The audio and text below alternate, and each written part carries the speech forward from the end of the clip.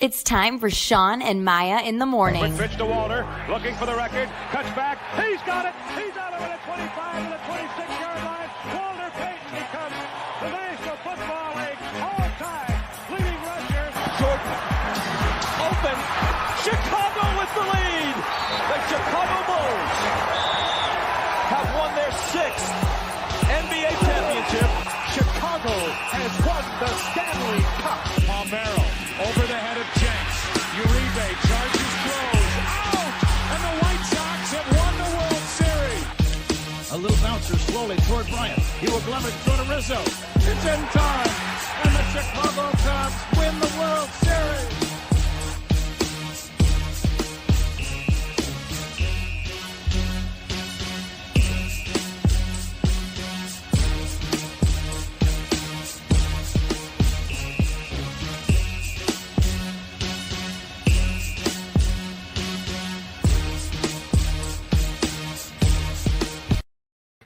What up, what up, what up? Welcome to Shawn and Maya in the morning on this TGI Mickey Ficky Friday. It's the weekend, baby. And I am fired the freak up. Guys, thanks for tuning in.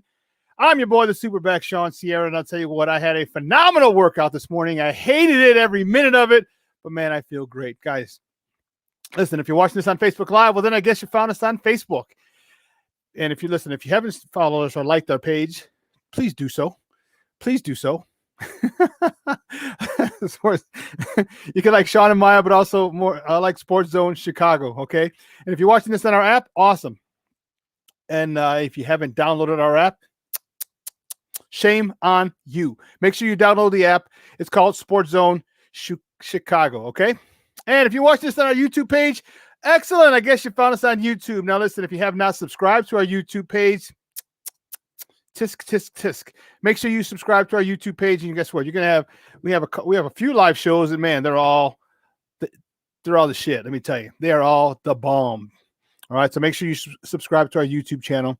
Listen, you can also tweet the show. You can tweet us at SM_mornings, at SM_mornings, or at SportsZone Shy. That's CHI at SportsZone Shy. Now, if you want to follow me, just me personally online, want to know what I did? Let me tell you what I did. Want to know what I did? Here's what I did. I made it nice and easy for you folks. Nice and easy. One handle for Facebook, Twitter, Instagram, Snapchat, the Snapper. All one handle at the Shawn Sierra. If you want to follow my lovely co-host, Maya Akai, you can follow her on Facebook and Twitter at the Sports Chica. And if you want to follow her on Instagram because you do it just for the gram, just follow her at Maya_Akai. That's Maya. That's MAYA_AKAI. I would be remiss if I didn't bring my man out. He is a guy who makes it all run, makes it all work. Makes it all nice and smooth. My man, he is the man behind the curtain, the whiz, my Puerto Rican Swiss Army knife, Ivan Marcus. Ivan, what's up, Papa? Good morning, Shawn. What's going on, man? A couple more days and it's Super Bowl, baby. I'm pumped for it. Like, I'm excited. I'm also excited about the Blackhawks, and I have, honestly, about the Bulls. Real quick, we expected this. These are growing pains. These are what growing pains look like. I wouldn't put too much on the loss. But I'll just say this: I'm excited. I'm excited to see for even after this Super Bowl, because it's the end of football. It's kind of like it's a bittersweet moment for all really, sports fans. It's like, all right, now football's over. Now we got to wait an entire year pretty much to get that back. I'm happy for the bridge sports, if you will, the hockey and the basketball. I'm excited for those teams, Bulls and Hawks. I think they're young enough for us to be excited about. Yeah, it's been a while since we've had our winter sports be something that we look forward to. Okay, it's been a while. It's been a long time. They shouldn't have left us without some stupid ass teams to root for. Yeah, exactly. No, but it is good because you know what? You talked about the Bulls and their growing pains, but you see growth, and with growing pains, it's growing pains because they're growing, and that's the good thing that I love about it. The Blackhawks, they're a young, talented team, and you hope that the young talent, the first and second year players, can get to the level where they are very big contributors to Patrick Kane, to Jonathan Taze, to the defenseman Keith and Seabrook, and a lot of guys that need help. They need help. All right, they need help, and they need the young players to step up and be valuable weapons for this team. So it's a situation for Chicago fans. The winter's going to be pretty good.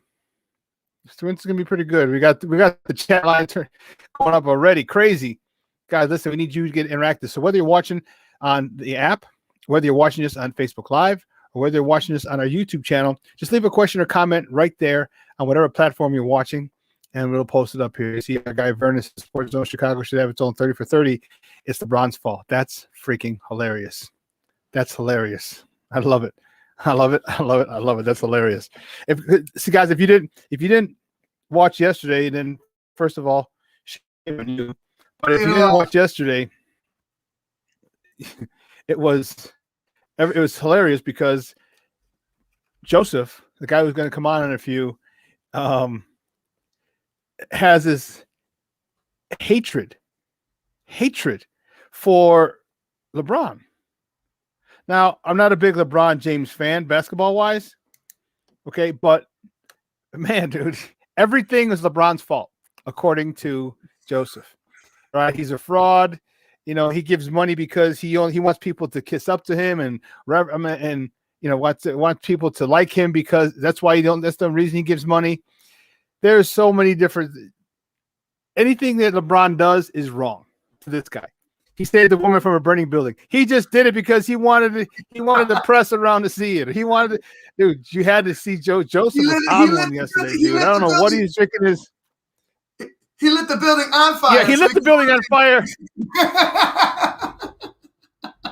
Because my sources tell me an area he's about to come in. My sources tell me they got pictures of him lighting the building on fire so he can run and save the lady. And Hey, Shawn, he's a fraud. He's a fraud. Hey, Shawn, the cover for that 30 for 30 will be Joseph like Uncle Sam pointing down at LeBron. It'll be like this. It's LeBron's fault. It's you are a fraud underneath. Hey, you know what? Let's get that. We got to get that made. We got to get that made. We got to get that made. Hey, guys, listen, you know, we got an awesome show for you. You know, the usual cast of suspects, my motley crew, my peoples at 9 o'clock. You know, he's ready. He's ready to get on, boy. Our boy Joseph Phillips from the Chicago Crusaders. He's in the back. He's ready to roll, baby. He's ready to roll. And at 10 o'clock, Kenneth Davis takes the baton from him and sits with me for an hour. Then at 11 o'clock, Jason Palmer, one of the co-hosts of What's Up Cuz, he sits in and runs the anchor leg with me for the last hour. But at 11 o'clock, we're going to welcome James Yarcho from Bucks Nation, an SB Nation site dedicated solely to the Tampa Bay Buccaneers. Then at 11:30, our man, the Schwaber himself, Frank Schwab, is going to call. Man, we're very Super Bowl heavy today. I'm excited about it. This game for me. I don't have a dog in the fight. Okay, I have two guys. Sorry. You see my St. Rita hat? All right. I got two guys in the Super Bowl from St. Rita, and I'm very happy about it. One on each side, so it's pretty cool. I have my offensive coordinator from college. He's on the Tampa Bay Buccaneers. Okay, so I don't have a dog in the fight. I got people in that are in the game that I'm rooting for. You know, if you don't know, I do want the Tampa Bay Buccaneers to win. I love Tom Terrific. He's wicked pissa, and I'm going to ask Joseph if Tom's a fraud too, because Tom got 6 rings, and you know what? Tom got 6 rings. Listen to this, Ivan. Tom got 6 rings. He switched teams. He brought his boy back down with him in Gronk. So, and then he brought not just Gronk, he brought Antonio Brown down there too. So if the Bucks win, we got to ask Joseph: Is this a dream team like LeBron? It's in Florida. He went down to Florida just like LeBron did. We had this debate on the Humidor Sports podcast. It was entertaining. Like you guys go back and look at last week's talk about it. I feel like yes and no. I mean yes and no. But what was the reason for it? Tom spent his entire career in one place and got ousted. Like he was getting pushed out. Like there was no ifs, ands, or buts. Like you did all this work here, then you're getting pushed out, and you have a couple more years. Like it's not like he was young in the middle of his career. I'm gonna say this for Joseph. Because I already talked about it. I'm gonna say Joseph's ready. Like, man, he's like, let me on. Hold on. We got you, Papa. So that's the lineup today. 11 o'clock. James Yard Show for Bucks Nation. talking about from the Tampa Bay Buccaneers perspective. And then at 11:30, the man, the myth, the legend himself, Frank Schwab, the Schwaba. Looking forward to that conversation. Well, guys, you know how we do the first segment of every show. It's called Top of the Morning to you, and these are the hot topics of the night before, or just some sports in general. And boy, oh boy, oh boy, do we have some doozies. Top of the Morning segment is powered by the Chicago Crusader newspaper. And with that, we bring in their guy, we bring in our guy, we bring in your guy, the one you love. Man, the one you love, the new host of the QAnon show is our man, the guy you can find on Twitter at ACA Joseph. Bring him out, Joseph Phillips. Joseph, what's up, Papa? What's up, Papa? God bless. Man. You say the name LeBron James, man, it's over for you. You guys start getting like, let me on. Look, I was like, LeBron's a fraud. I said that was one of the most memorable shows I've been on. The LeBron James rant show. Hey, dude, all I gotta say is that it's a good day. It's beautiful outside, sunny, cold. Let's do this. It is a little nippy out here. In the Shy. If you don't know, it was a high of 18 degrees, and that was about 2 or 3 hours ago.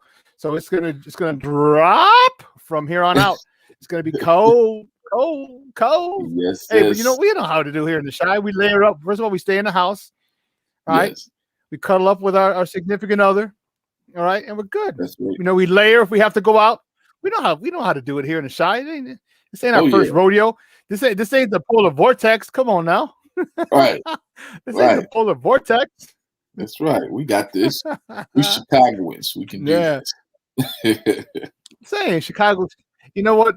I'm gonna have my boy make a T-shirt. That's it. Chicago strong. That's it. And you know what?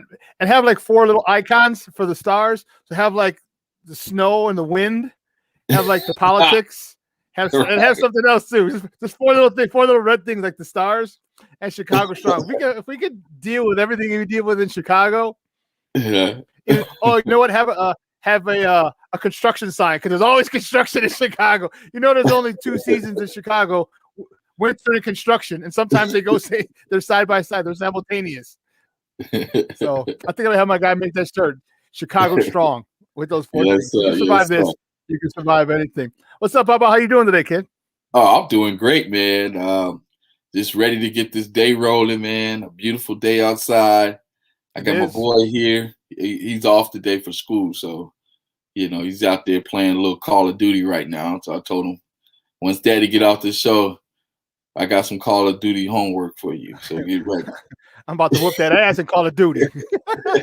Just so you know. Yeah, we're gonna have to give him some math problems so that he won't have a Disney day off. You know how them Disney day offs used to be growing up. Once you get into that comfort zone, there's no waking you up later. Well, cool, man. Cool. Listen, let's get right to it then. The Top of the Morning segment, as we said, is powered by the Chicago Crusader. And the first Top of the Morning topics, the Blackhawks, baby. The Blackhawks beat the Carolina Hurricanes 6-4 yesterday. Matthias Janmark, Dominik Kubalik, Andrew Shaw tallied goals. Kubalik also had 2 assists. Kaner had a goal, 3 assists. Woo, Charlie, dude, I'm telling you, man.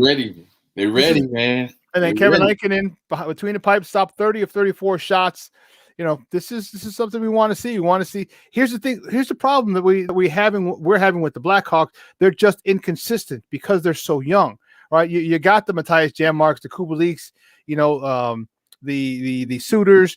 These guys are young and they're not consistent yet. I was glad to see, because what we talking about Kubalik on Wednesday? We were talking about him on Wednesday, and Maya was talking about him not being consistent. Well, you know what? He was consistent. Now a couple of games, he's got to be more consistent, and that's tough for a young guy in the NHL, in any sport, to be honest with you, to stay consistent. But I'm happy that he's staying consistent to this point, and if they can continue to get help like that from the youngsters, next season looks a lot brighter than it does right now. And you have to give credit when credit is due. For those that drafted these young men, we're starting to see the development of these young men right before our eyes.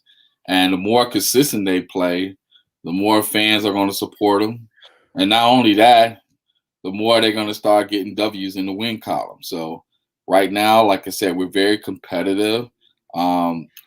We are competing for the division. We're not too many points out of the division for the division league. So if we keep going hard and keep playing both ends of the ice, meaning not just being flawless offensively, but also playing great defensively and sacrificing each other out there and playing the game like it should be played, we can hear about this team possibly competing for a playoff spot in the near future. Yeah, it won't be long, and it's something that I'm looking forward to. You're looking forward to. Blackhawks Nation is looking forward to, because, man, it wasn't that long ago. It was 11 years ago that we first started our run. All right, then it was 8 years ago, and then 6 years ago. It's crazy how that time has flown. All right, in 10, 13, and 15 when we were winning Stanley Cups, and should have been 14 as well. But I'm not going to go there and rip off the Band-Aid again. But, you still haven't got over the last championship. I still haven't gotten over 2014 when the overtime, Game 7 overtime of, off Nicoletti's jersey. It's just because that we would have gone to the finals, Stanley Cup finals, and we would have whooped some ass. It was the Rangers again. I think it was the Rangers that we did. And we would have smoked them the way the Kings smoked them. We would have smoked them. Dude, there's a hole in my chest where my heart was from that. Like a piece of my heart is left back in 2014. And here's the thing, though, is that we, as a city, we shared it. Because it wasn't Cub Sox, so it wasn't half. It was the entire city has that same hole, Ivan, that you're talking about. We can empathize with each other, because we're not talking smack about the Cubs sucking, the White Sox sucking. No, it's not about that. My team's better than your team. That's our team and the Blackhawks. So yeah, that one really hurts. I know we got 10, 13, and 15. Don't get me wrong. Right. But it's always the one. So a lot of times it's always the one that got away, boy. It's the one that got away. The one that got away. I always tell my son, I said, look, man, you was born at a blessed time. I said, you were born in 2010, and the year you were born, the Blackhawks won the Stanley Cup. And I was like, not only they won the Stanley Cup in 2010, they got one, they got 3 Stanley Cups within the decade. Now he's 10 years old, about to be 11 next week. But I told him, I said, Daddy didn't get to see a Stanley Cup before you were born. So, I was like, so let's just enjoy this, So you know what? Every time the Bulls are doing, the Hawks are doing well. It's good to see. I like to see them get wins. I want to see them stack some wins together. Give me a 2 or 3 or 4 game win streak. Right. Okay. But again, they're young and they have to learn. But here's where the absence of Jonathan Toews really hurts. Okay. And Kane Kane to me seems more of a lead by example. Just watch me do my thing. And I need you to pick it up, and I need you to be inspired by me. And then that works sometimes. Don't get me wrong. There's different types of leaders. Some leaders are more vocal, and are hype men and can get you hyped up or get in your face and get you fired up. Others are just like, follow my lead. Right. And to me, that's what Kane, I'm not saying Kane's not the other type. Don't get me wrong. Because I don't know, because I'm not in the locker room. But I say it seems as if Kane's more just watch me and let me inspire you, to play better. And he has that mentality: win or lose, I'm going to play great. That's his mentality, and that's what make some of the guys, the greatest hockey players of all time. Whether they're on a losing team or not, they're going to always play their best hockey. The next top of the morning topic. This is a couple of days, 2 days ago, because we weren't on yesterday. Obviously, I was there at that game. Unfortunately, the Bulls fall to the Knicks. 107-103. But I'll tell you what, though, first of all, I love Tibbs, Coach Tibbs, and his style of play. Yes. They're physical, okay? And that's a lot of that aspect is gone from today's NBA, because remember, it started back after the Jordan rules, the Jordan era, because you're getting superstars who are worth millions and millions of dollars. And when you have that type of physical play like the Pistons had, and the Knicks and the Pacers and even the Heat to some extent, you're talking about possibly losing the superstar. And these are the stars that people pay a lot of money to go see, and to have them out because of a personal foul, because of the physicality of the game was something the NBA didn't want, which is why we have all these little ticky-tack, little fast rules, little BI rules. Okay, the LeBron James rules. Stop it! Stop it! Sorry, I just Stop had to it! add that in there. Go ahead. Joseph's on one already. He's on one. It's the weekend. He's on one. Hey, get the countdown going. Ding! Ivan, you're gonna have to. You know what? You're gonna have to get a buzzer. I think that's awesome. That's a great thing, Joe. Every time he says something about LeBron James, go bing, bing. Like them old school BT movies, they be taking the cuss words out. You mother no. But you know what? I'll tell you this, man. We're talking there. This Bulls team is still is an exciting team to watch.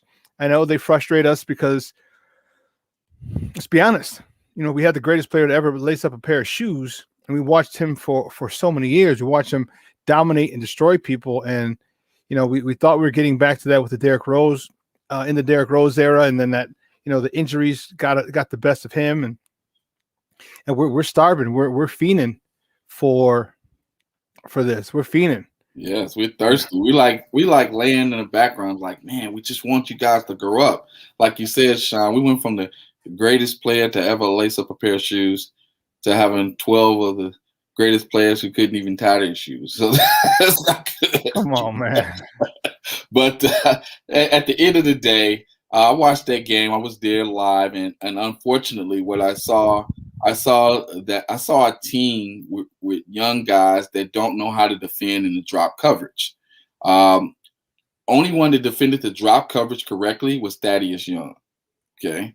And I asked this to Billy Donovan. I said, why are we struggling in the drop coverage? And one of the things he mentioned, he said some guys are playing too far back. They're afraid to close out because they don't want to get blown past. And then Jason Goff did a segment on talking about the drop coverage, and the team still didn't play it right. So I'm just like, wait up. Something's not getting in their head. So this is something that you need to keep emphasizing or re-emphasizing over and over in practice so that it can become a mental note. And then you should make them write it down and put it on their bedpost. Like, hey, this is how you play the drop coverage. No, nothing else. Okay. Because you were down 22-8 to the Knicks. You shouldn't have been down 22-8. You shouldn't let Alfred Payton go down a lane and make easy layups. Shooting 50% from the field after he's been struggling all year. And one of the guys I'm going to call out defensively, and that's Kobe White. I mean, he let Alfred Payton do what he wanted to do. The Knicks pretty much just dominated us in the paint. They killed us in the paint. They pretty much scored almost 30-something points in the paint in the first half. Okay? So that's a problem, so we need to get that. I remember, Joseph, I want to say the first – and I could be mistaken because it was a couple days ago, but I thought all their points in the first quarter I think it was the first 18 points. 22. First 22 points were in the paint. Yes, in the paint. Man. In the paint. Come on, man. Come on, man. You can't have that happening, bro. Shawn, they can put us in the zone, bro, and we can at least take a foul, okay? Yeah. At least take a foul, okay? Yeah, there's still growing. I mean, it's growing pains, and it's got to be frustrating for Donovan, being a successful coach, but it's also got to be something that he's looking forward to because it's a challenge. Okay, because if you come equipped and a team is perfect and you're ready to roll, there's not much of a challenge in that, right? Because as a competitor, you're always looking for a challenge, and for him now, the challenge is coaching. He's getting these guys, getting this extremely talented bunch to play together, to play as a team, to play as a unit. And if he can do that, I think that would cement his legacy. Get us deep in some consistent runs, because not a lot of guys have won the NCAA tournament and an NBA title. And I'm not putting the Bulls in the category of contender yet, right? But they can get there. They may need one more. They may need a superstar, or if you have 4 stars. Okay, if you have Zach LaVine, you have Kobe White, you have Patrick Williams, and you get Lauri Markkanen, especially the way Lauri's been playing, you have 4 stars and not necessarily a superstar. That might do the trick as well. Yeah, that's might do true. the trick as well. And another thing to add to that, Shawn, what's really starting to irk me are the turnovers. Okay. I mean, and these empty possessions, the turnovers, empty possessions, and then sometimes the slow play of Lauri Markkanen irks me also. Like in that Knicks game, he had several opportunities to knock down jump shots, and for some reason he wasn't ready to shoot. You know, and I know most people be like, "Well, he had an off night." No, you just came off of back-to-back 30-point games. You should be ready to go. You're at home. You're playing against the Knicks. Now, you do have to give credit to Tom Thibodeau in his defensive schemes, but his defensive schemes wasn't so clever that you couldn't make a shot. You see what I mean? And the Bulls, I think sometimes mentally they lack effort because they feel that, hey, we'll get them tomorrow. You can't have that attitude. You're trying to win every game. Like Zach LaVine said, he's watching the standings. He's like, look, we're only 1 or 2 games out of the 7th spot. I was upset because everybody lost tonight. That's what I need to hear from all the players. Kobe White, stop turning the ball over. Daniel Gafford Jr., stay out of foul trouble, okay? I'm sorry, go ahead. No, I was going to say with Daniel, if he can stay out of foul trouble, I like what he's done. I like what he's doing. He's the kind of guy who I really, really like because they don't run plays for him. Right. They don't go through him. He eats by hustling. He eats by blocking shots, running down the court, trailing, and having them toss it up and dunking on your head. He eats with rebounding, getting offensive rebounds, putting them back. That's how he eats. And he's aggressive. And put it this way. I hear what you're saying about staying out of foul trouble, but give me a guy who's over aggressive and you can kind of reel him in, as opposed to a guy who don't have the balls to be aggressive, because you can't fire somebody up to be aggressive. As a coach, give me that overly excited guy, the guy who's on 10 and everything, because then we can control that. We say, okay, now let's curtail it. Let's be specific with that. Keep that energy, okay, but be a little smarter with it, because you need to start with the energy. If you don't start with the energy, there's really nothing I can do as a coach. You know what I mean? But you give me that energy, you give me that passion that you want to play. Right, man. Coaches, they can mold that. Right, and you just said the key word. You gotta have that IQ. You can't just have energy, because it's like Dennis Rodman. He didn't just have energy; he had the IQ to use the energy. Yeah, he's a freak of nature, though. He knew where to be. Like you most said, people didn't have his basketball IQ. Do most people are not? Remember, he was talking about rebound. He was like, "The ball went here, I went here." He's like, "I tipped it over here. Then I did this." And then, he was just showing you like he knew all the angles. Like he was just like, I don't care where the defender is out on the court. I know where that ball's going to be, and I'm not going to put myself in the situation to fail. And what I'm saying is that Daniel Gafford Jr. and I'm seeing him improve. He reminds me a lot of Taj Gibson a little bit. He likes to dunk the ball. He give you nice power slam, a nice alley-oop dunk. And then every now and then he makes a silly play. You'd be like, okay, all right, Rook, sit down, watch what you did. And when you get back up there, redeem yourself. And most of the time he does. He's actually a positive on the floor.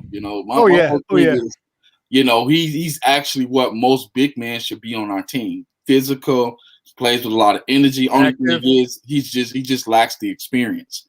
Right. And my whole thing is with the young guys, I think they got a chance to mature this season. And I hope they take Kobe White out of the point guard position. He is not a point guard. Please take him out of the point guard position. He's an off guard. Let the man score. It's really hurting his value right now.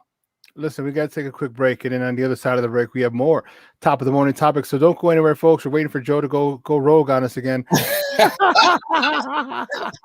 Don't go anywhere, folks. Keep it locked right here. More top of the morning on the other side of the break. Shawn and Maya in the morning on SportsZone Chicago. Hi, this is George Iceman German. I listen to Shawn and Maya in the morning. AutomotiveMap.com presents the Sports Flash on 1330 and 95.9 The Zone. tonight, the Bulls visit the Magic, first of 2 straight at Orlando. They'll play there again tomorrow night before returning home Monday against Washington. Big top 20 basketball matchup tomorrow for number 12 Illinois. They'll host number 19 Wisconsin, 1:30 tip-off. 5:30 kickoff this Sunday from Tampa. Buccaneers and Chiefs in the Super Bowl. Kansas City favored by 3. Big win for the Blackhawks on Thursday, 6-4 the final over the Carolina Hurricanes. Chicago scored 3 times in the first, 3 times in the third en route to the win. Alex DeBrincat with a pair of goals, 30 saves in net from Kevin Lankinen. Patrick Kane with a goal and 3 assists. Dominic Kubalik with a goal and 2 helpers. The Hawks are 4-4-4 with the win. They head out on the road for a pair of games at Dallas Sunday and Tuesday. Chuck Sanders, that's the Sports Flash, 1330 95.9 The Zone. Liberty Mutual Insurance Company presents and Doug. Breathe out and repeat after me.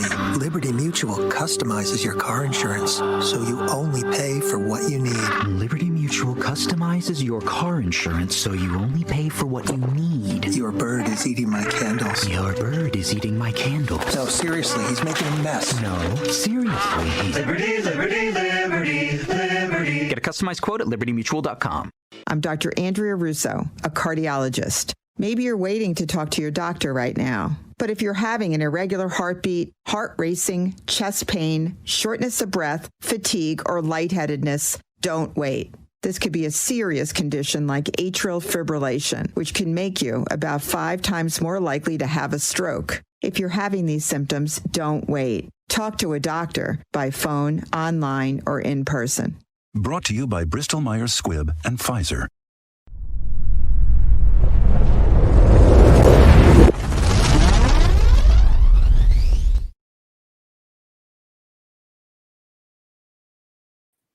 Welcome back to Shawn and Maya in the morning on SportsZone Chicago. We're smack dab in the middle of our opening segment, the top of the morning segment with my guy from the Chicago Crusader.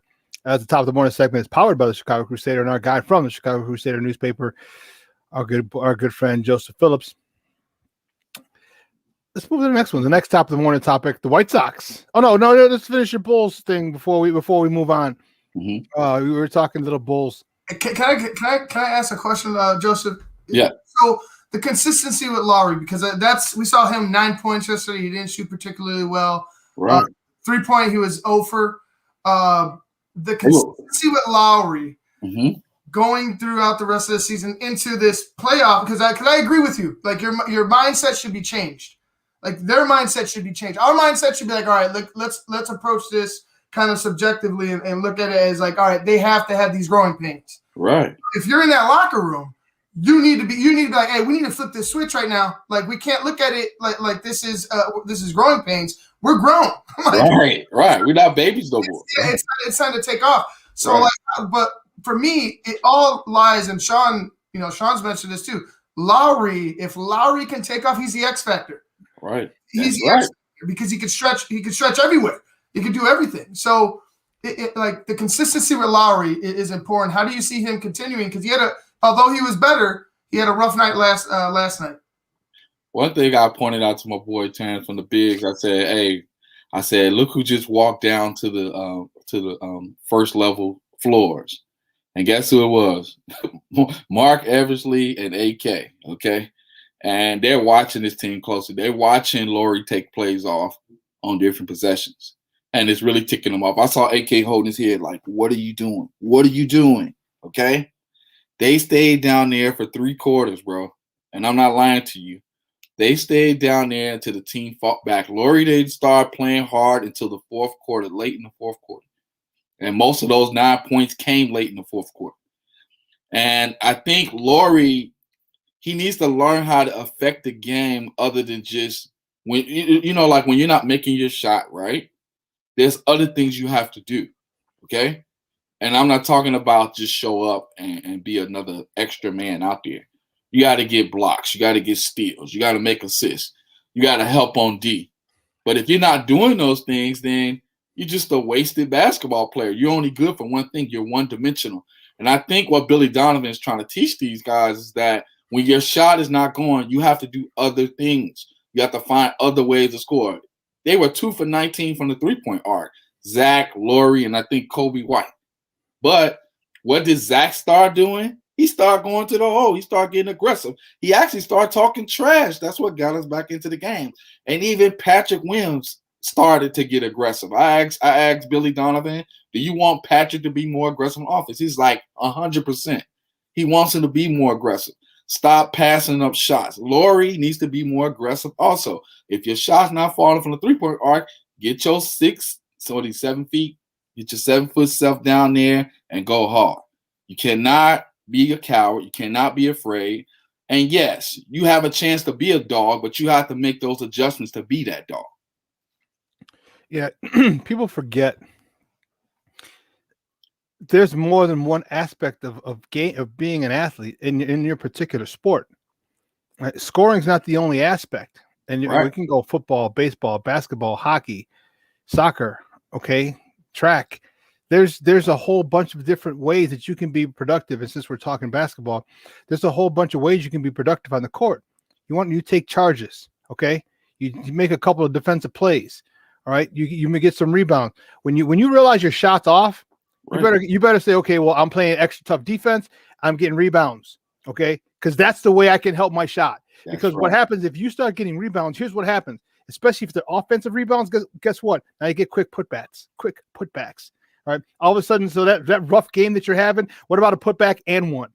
Okay, that's now you get 3 points. And you don't have to be behind the 3-point line. It's a bunny, it's a gimme. Exactly. So these are different things that you have to understand. And you know as a shooter, because trust me, I knew when my shot wasn't off, and I didn't play all 4 years in high school. Right. But I know that the times that my shot was off, okay, boom, I gotta play extra tough defense. I got to rebound, and being a guard, because I was a lot shorter back then, I got to get some assists. There's other things that I have to focus on, and if I have to, today might not be my day offensively. It just might not be. Right. It happens. It happens. Okay. And that's okay. You're damn right. You're right. It is. When you decide to say, hey, listen, you know what? It's not here today, but I'm going to rebound. I'm saying, I'm going to do other things. That's a sign of maturity. That's right. That's a sign of maturity, and that's where these guys have to get to.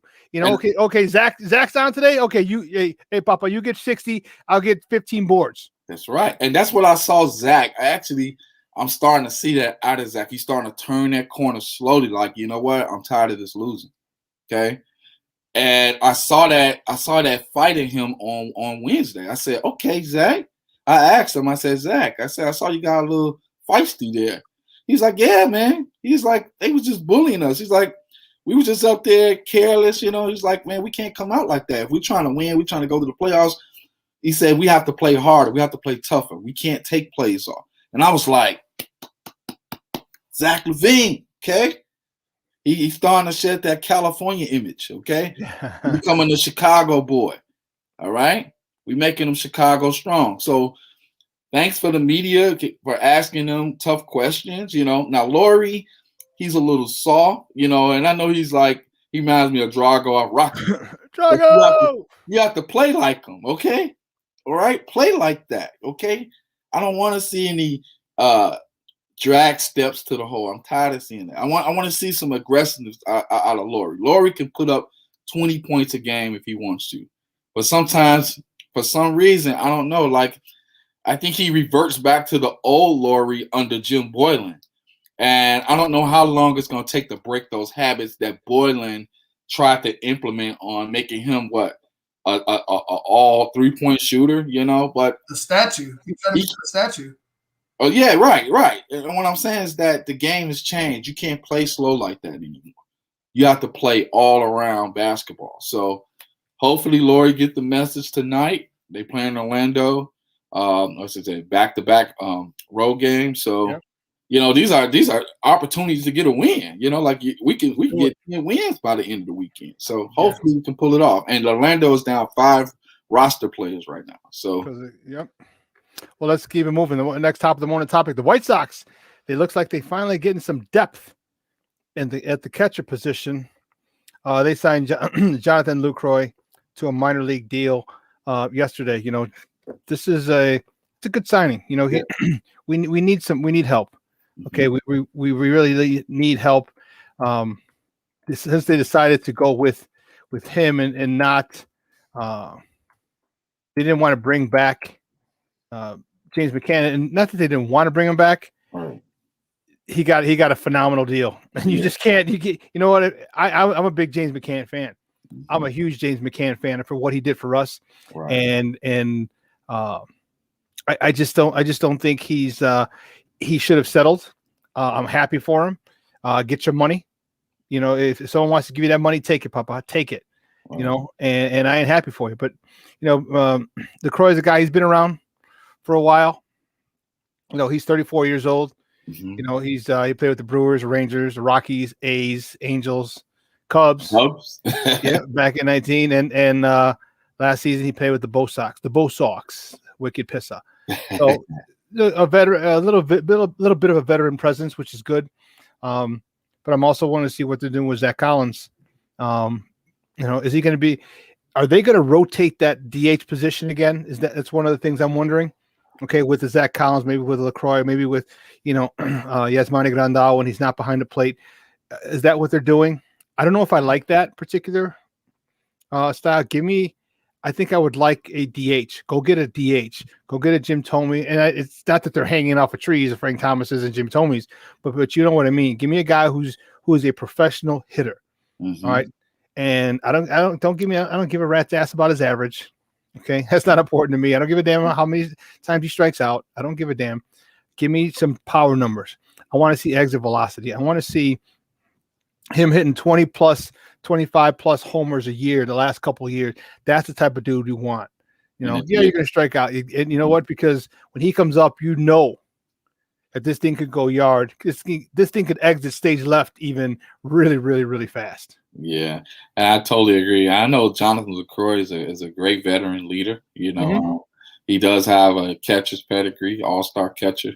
You know, but last time he's with the Cubs, I really didn't get a chance to see what he can do. You know, I guess because he didn't get a lot of playing time, but when he did play, I didn't really see any impact out of him. I guess you guys can use him more. I guess with the DH rule, y'all can use him more up and down the lineup, and I guess that solidifies y'all backup catcher without McCann being there for Grandal. So, hey, you know, you never know. You give him a try. And I think this probably was a Tony La Russa move where he probably was like, hey, let's get some veterans. Let's get another veteran in here, you know, to help mentor these young guys and maybe mentor Zach Collins. You never know. So what better tutelage you can get from McCroy and Grandal? You know, like you learning from them two. They're two all-star former. Well, I know McCroy is. Jonathan.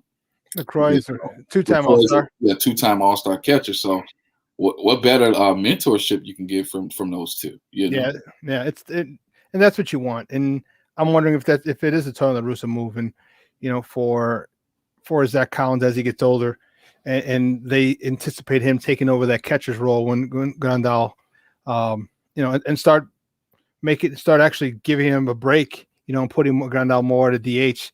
You know, it's the subtleties of a catcher, the nuances of being a catcher are paramount. Okay, being able to call a game, being able to calm your pitchers down, gaining your pitcher's trust in the pitches that you put down and tell them to throw. You know, if you don't believe it, just look at Lucas Giolito.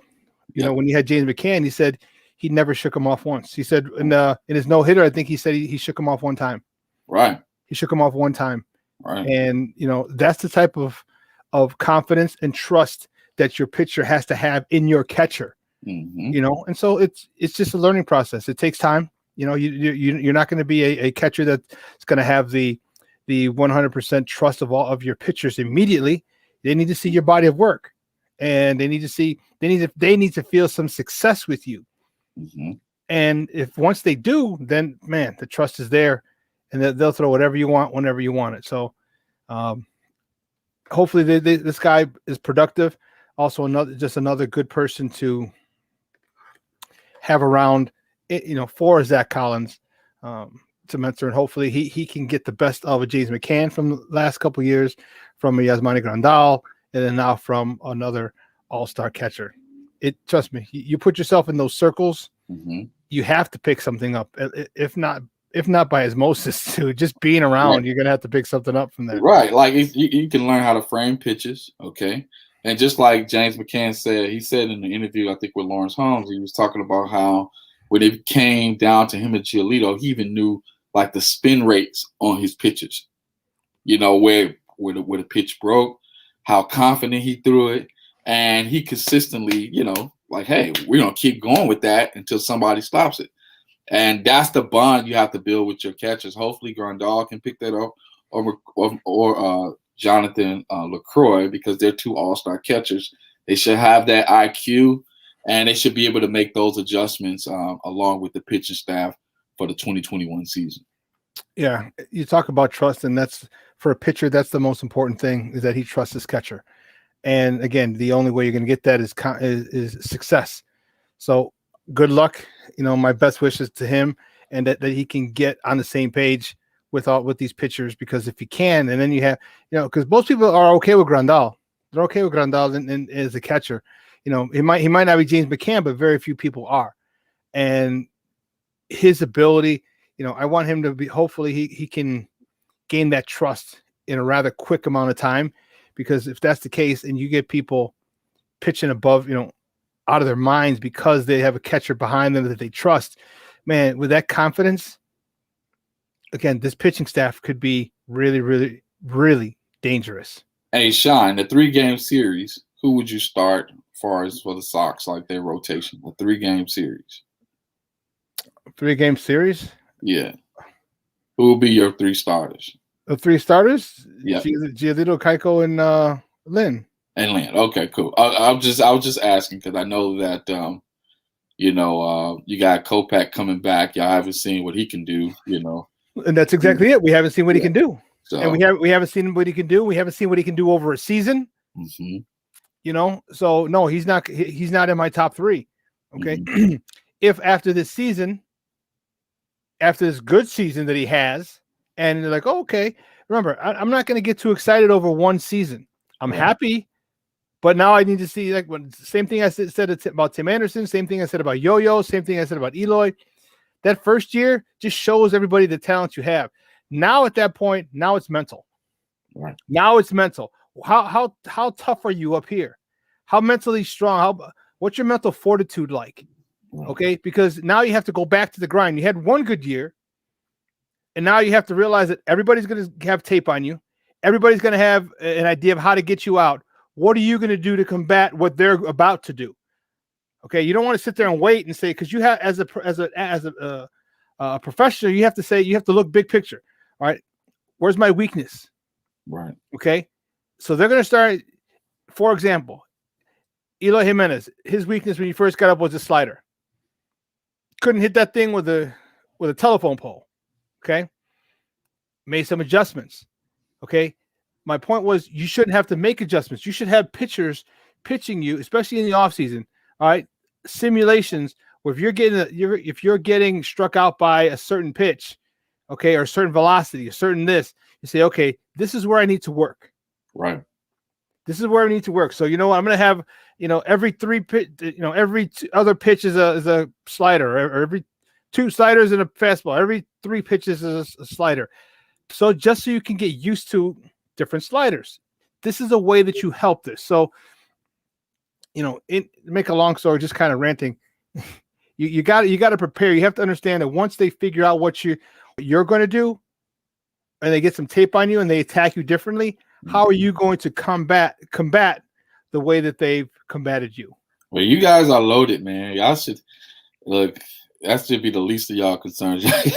y'all got 2 of everything, you know. Like, so I don't think y'all gonna have a problem winning the division this year. I think y'all in good position. It's just a matter, like you said, mental fortitude. Listening to Tony 2 times, you know, he's tough mentally, you know. So I got a tough coach. I got a tough lineup from top to bottom. There's nowhere in the world y'all should lose that division. And I know the Twins signed back Nelson Cruz, but at the end of the day, the only thing they got against y'all is probably chemistry. And that's the only upper hand they may have, is chemistry, because they play with each other a little longer. And that is a big upper hand, though, Joseph, when you have chemistry on a team. When you have chemistry on a team, it covers a lot, and it makes things go a lot smoother and makes teams better. And So right now the Sox just don't have it. They're getting it. They don't have it the way the Twins have it. They're getting it. Don't get me wrong, because you see TA7 hanging out with Yo-Yo. You know what I mean? And like, okay, that's what we're talking about. Right. Those are the kind of guys that need to hang out together. Those are the kind of guys that need to go out to dinner with their wives or significant others, or go party and party the night away and a day off or something. You know what I mean? Those are the guys. Y'all got a lot of introverts on y'all team too. I noticed that. Like, I guess because a lot of them speak Spanish, but I think that I don't know if it's going to be TA, because I think he's the livest personality, one of the livest personalities on your squad. You know how AJ Brzezinski was like the livest personality on that 05 squad. I don't know if TA is going to be that man or not, but he should, because when he speaks, people listen. So he needs to be more visible. I know he just made the cover of what's that, RBI Baseball 21. Is that correct? Who? Tim Anderson. That's correct. Yeah, So what I'm saying is that now you're on baseball covers. You should be doing more interviews. You see what I mean? Like, we should be hearing more about the Sox in spite of what COVID is doing. You see what I mean? Because they're like that team, that next big team on the come up. And like I said, Tim should be getting that media attention right now. Actually, last thing I want to say about the Sox, I was watching MLB Network, and they were doing their top 10 shortstops in Major League Baseball. Mm-hmm. And they had what's the kid named Tatis from San Diego? Yeah, and Tim Anderson, I think he was in like the top 5. Okay. What I'm saying is that if he starts to like be more vocal, like in the media, etc., I think that's going to change by next year. Yeah, they very well could. They very, very well could. I love Tim Anderson. I love the fact that he's unapologetically himself. And if you don't like it, too bad. Right? He's bold, he's brash, he's young, he's talented. This is a dude that I love. I love almost everything about him. He's just Tell Jason that's a small market mentality. Yeah, tell Jason that's a small market mentality. You have a target on your back. Nobody's going to underestimate you after what you guys did last year. So that's changed. Mm-hmm. You got a target on your back, brother. There's no sneaking up on anybody. They know who the White Sox are. You guys are stacked from top to bottom. You're not going to get away with that this year at all. And this is where talent comes in. This is where managing comes in. So is Tony La Russa going to be able to put these guys in a position to be successful? That's what I'm hoping. That's what Sox Nation is hoping. Right. Because if he can, man, we're going to win a heck of a lot more games than we lose. That's and for the sure. fans, and when the fans come back, like I said, y'all going to put expectations on them beyond. Like y'all going to be like, no, we want a World Series. We're not trying to hear no, oh my God, it's the batting champion. Who cares? Mm-hmm. You want a World Series. That's what y'all putting this team together for. Then you're going to hear from the Cubs fans, because y'all give us a hard time. We're going to ride y'all too, because y'all too good to fail. We want y'all to succeed, okay? But don't come with this small market stuff talking about, oh, no, we don't want to be in the spotlight. No, you asked for it. Now you're about to get it. How do you feel about the Colomé signing? Shawn? Who? Colomé signing with the Twins. How do you feel about that, Shawn? Not happy at all. Not happy at all. I would have liked to have gone after him. And have 2 closers, because one could literally be a setup guy. You could have Colomé as a setup guy, and they didn't do that, and that really hurt. Hendricks could have been a closer, and literally you can alternate them. Okay, yesterday you closed, today I closed. Today, or I close 2 games, then you close 2 games, and the time I'm not closing. They're setting up, so that got me a little bit, because now we got to face them how many times this year, and if they have a lead, it's pretty much done deal to stop. He's gonna tell all y'all secrets to the Minnesota Twins. You know that. Yeah, Tim Anderson he doesn't like the crust on his bread. What do you mean the secrets? Stop it. It doesn't matter if you know the secrets, you got to stop it. That's right. Okay? And if in baseball, you don't matter if you know what he likes or doesn't like to hit, he's still got to swing. Mm-hmm. So, Yeah, just throwing a little Cubs love. Yeah, I can tell. I see. Hey, well, listen. See, that's why you guys. So we can't have nice things, Ivan. So we can't have nice things. Hey, listen, we got to take a quick break. Hey, Joseph, thanks, Papa, for coming on all week. We appreciate it. All your stories are written, aren't they? Yeah, well, actually, I still have to write the Super Bowl story that Sunday, so that's a big game. So I'd say so. Yeah, Bulls, Magic, and in Illinois, them playing impressive basketball this week.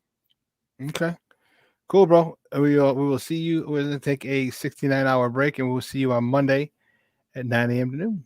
All right, Papa. Later.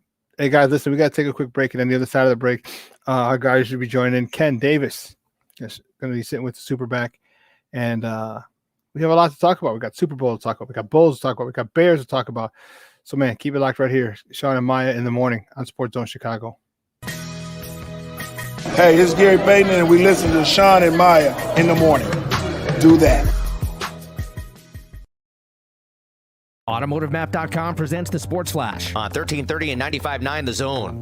Tonight, the Bulls visit the Magic, first of 2 straight at Orlando. They'll play there again tomorrow night before returning home Monday against Washington. Big top 20 basketball matchup tomorrow for number 12 Illinois. They'll host number 19 Wisconsin. 1:30 tip-off. 5:30 kickoff this Sunday from Tampa. Buccaneers and Chiefs in the Super Bowl. Kansas City favored by 3. Big win for the Blackhawks on Thursday, 6-4 the final over the Carolina Hurricanes.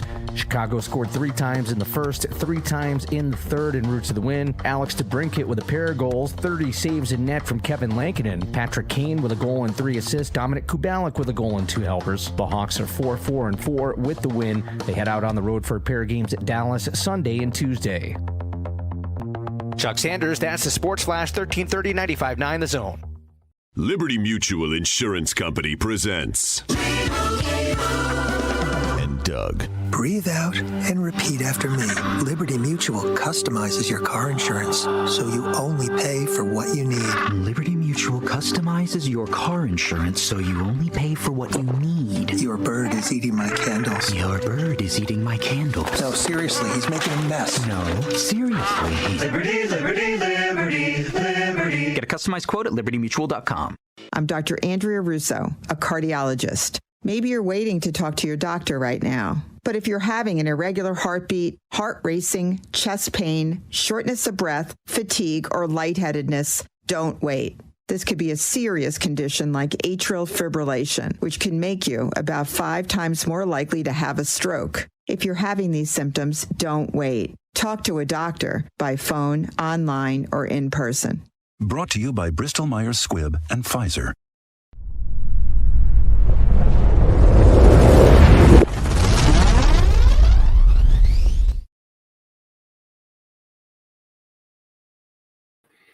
Welcome back to Shawn and Maya in the morning on SportsZone Chicago on this TGI Mickey Ficky Friday.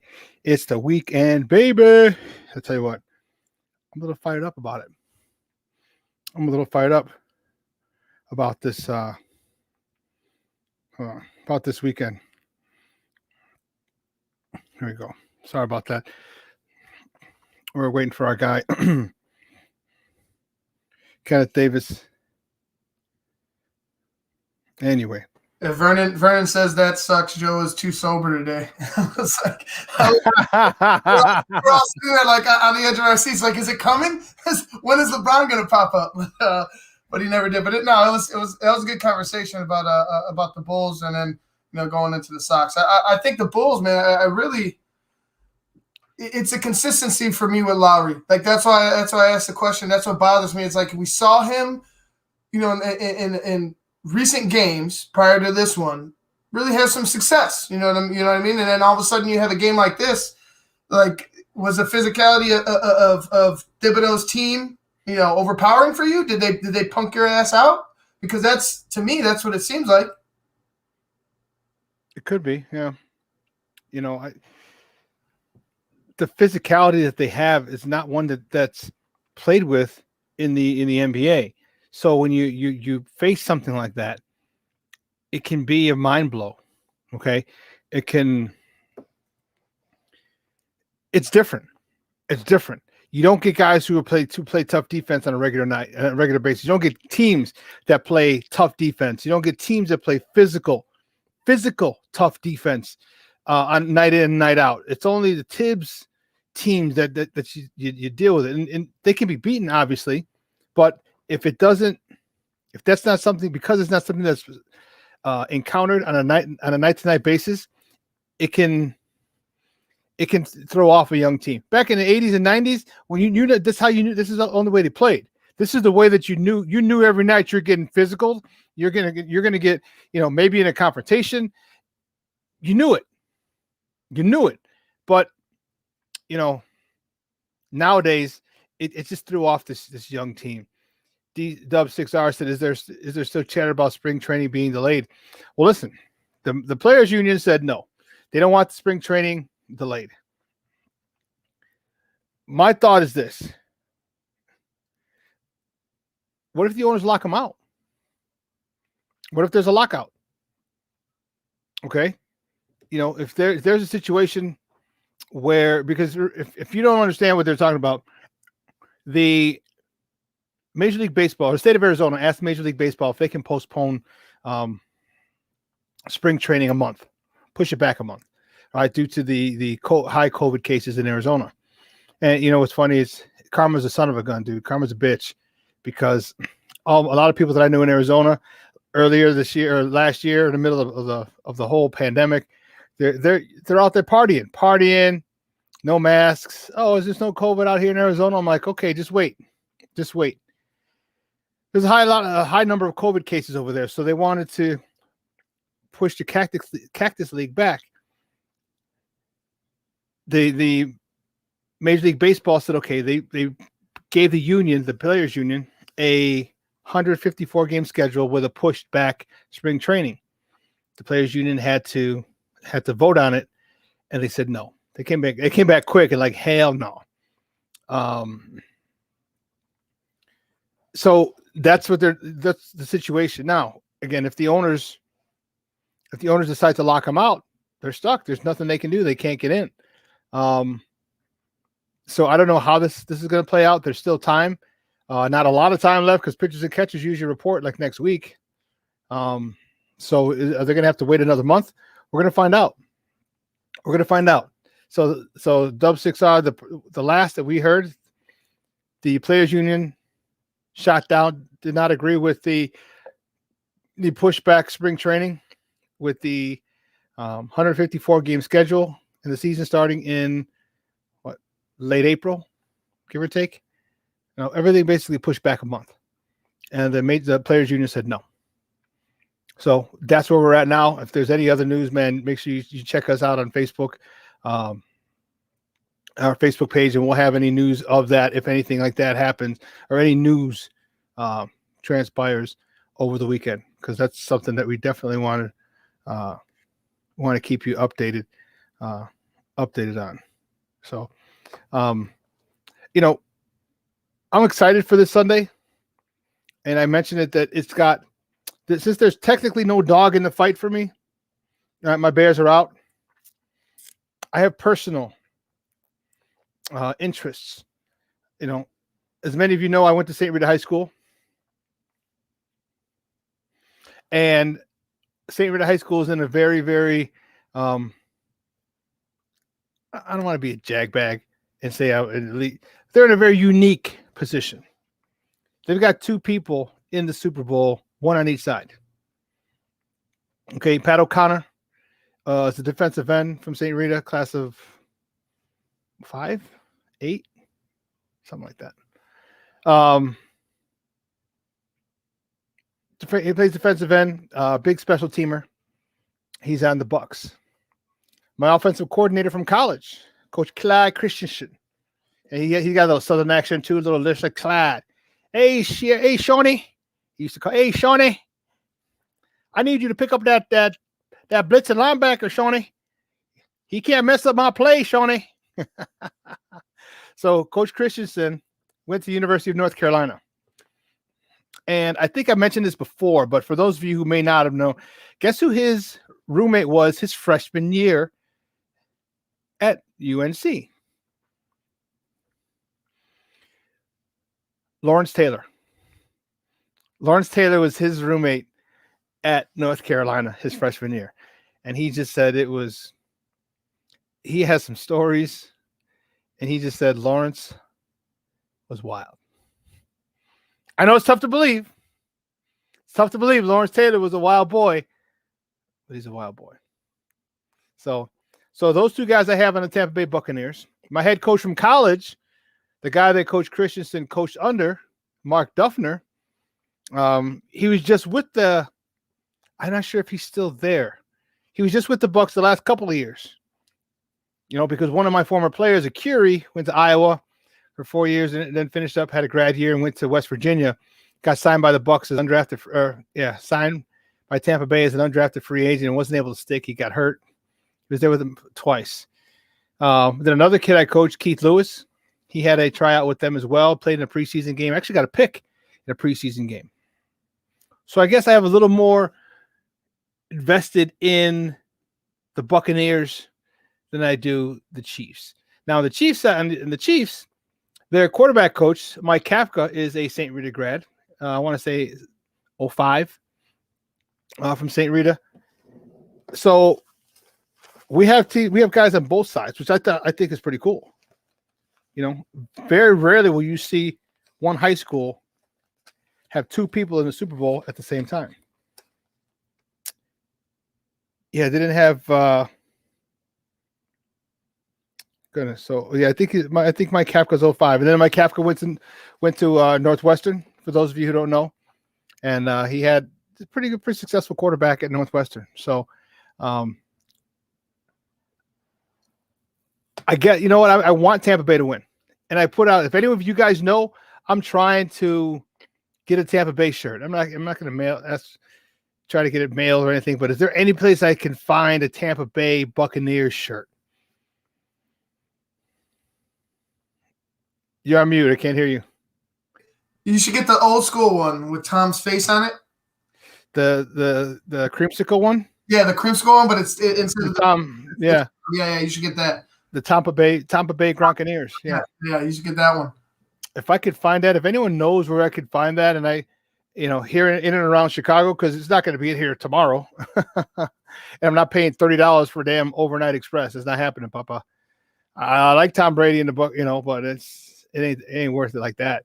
So if anyone knows where I can get a Tampa Bay Buccaneers jersey, please let me know.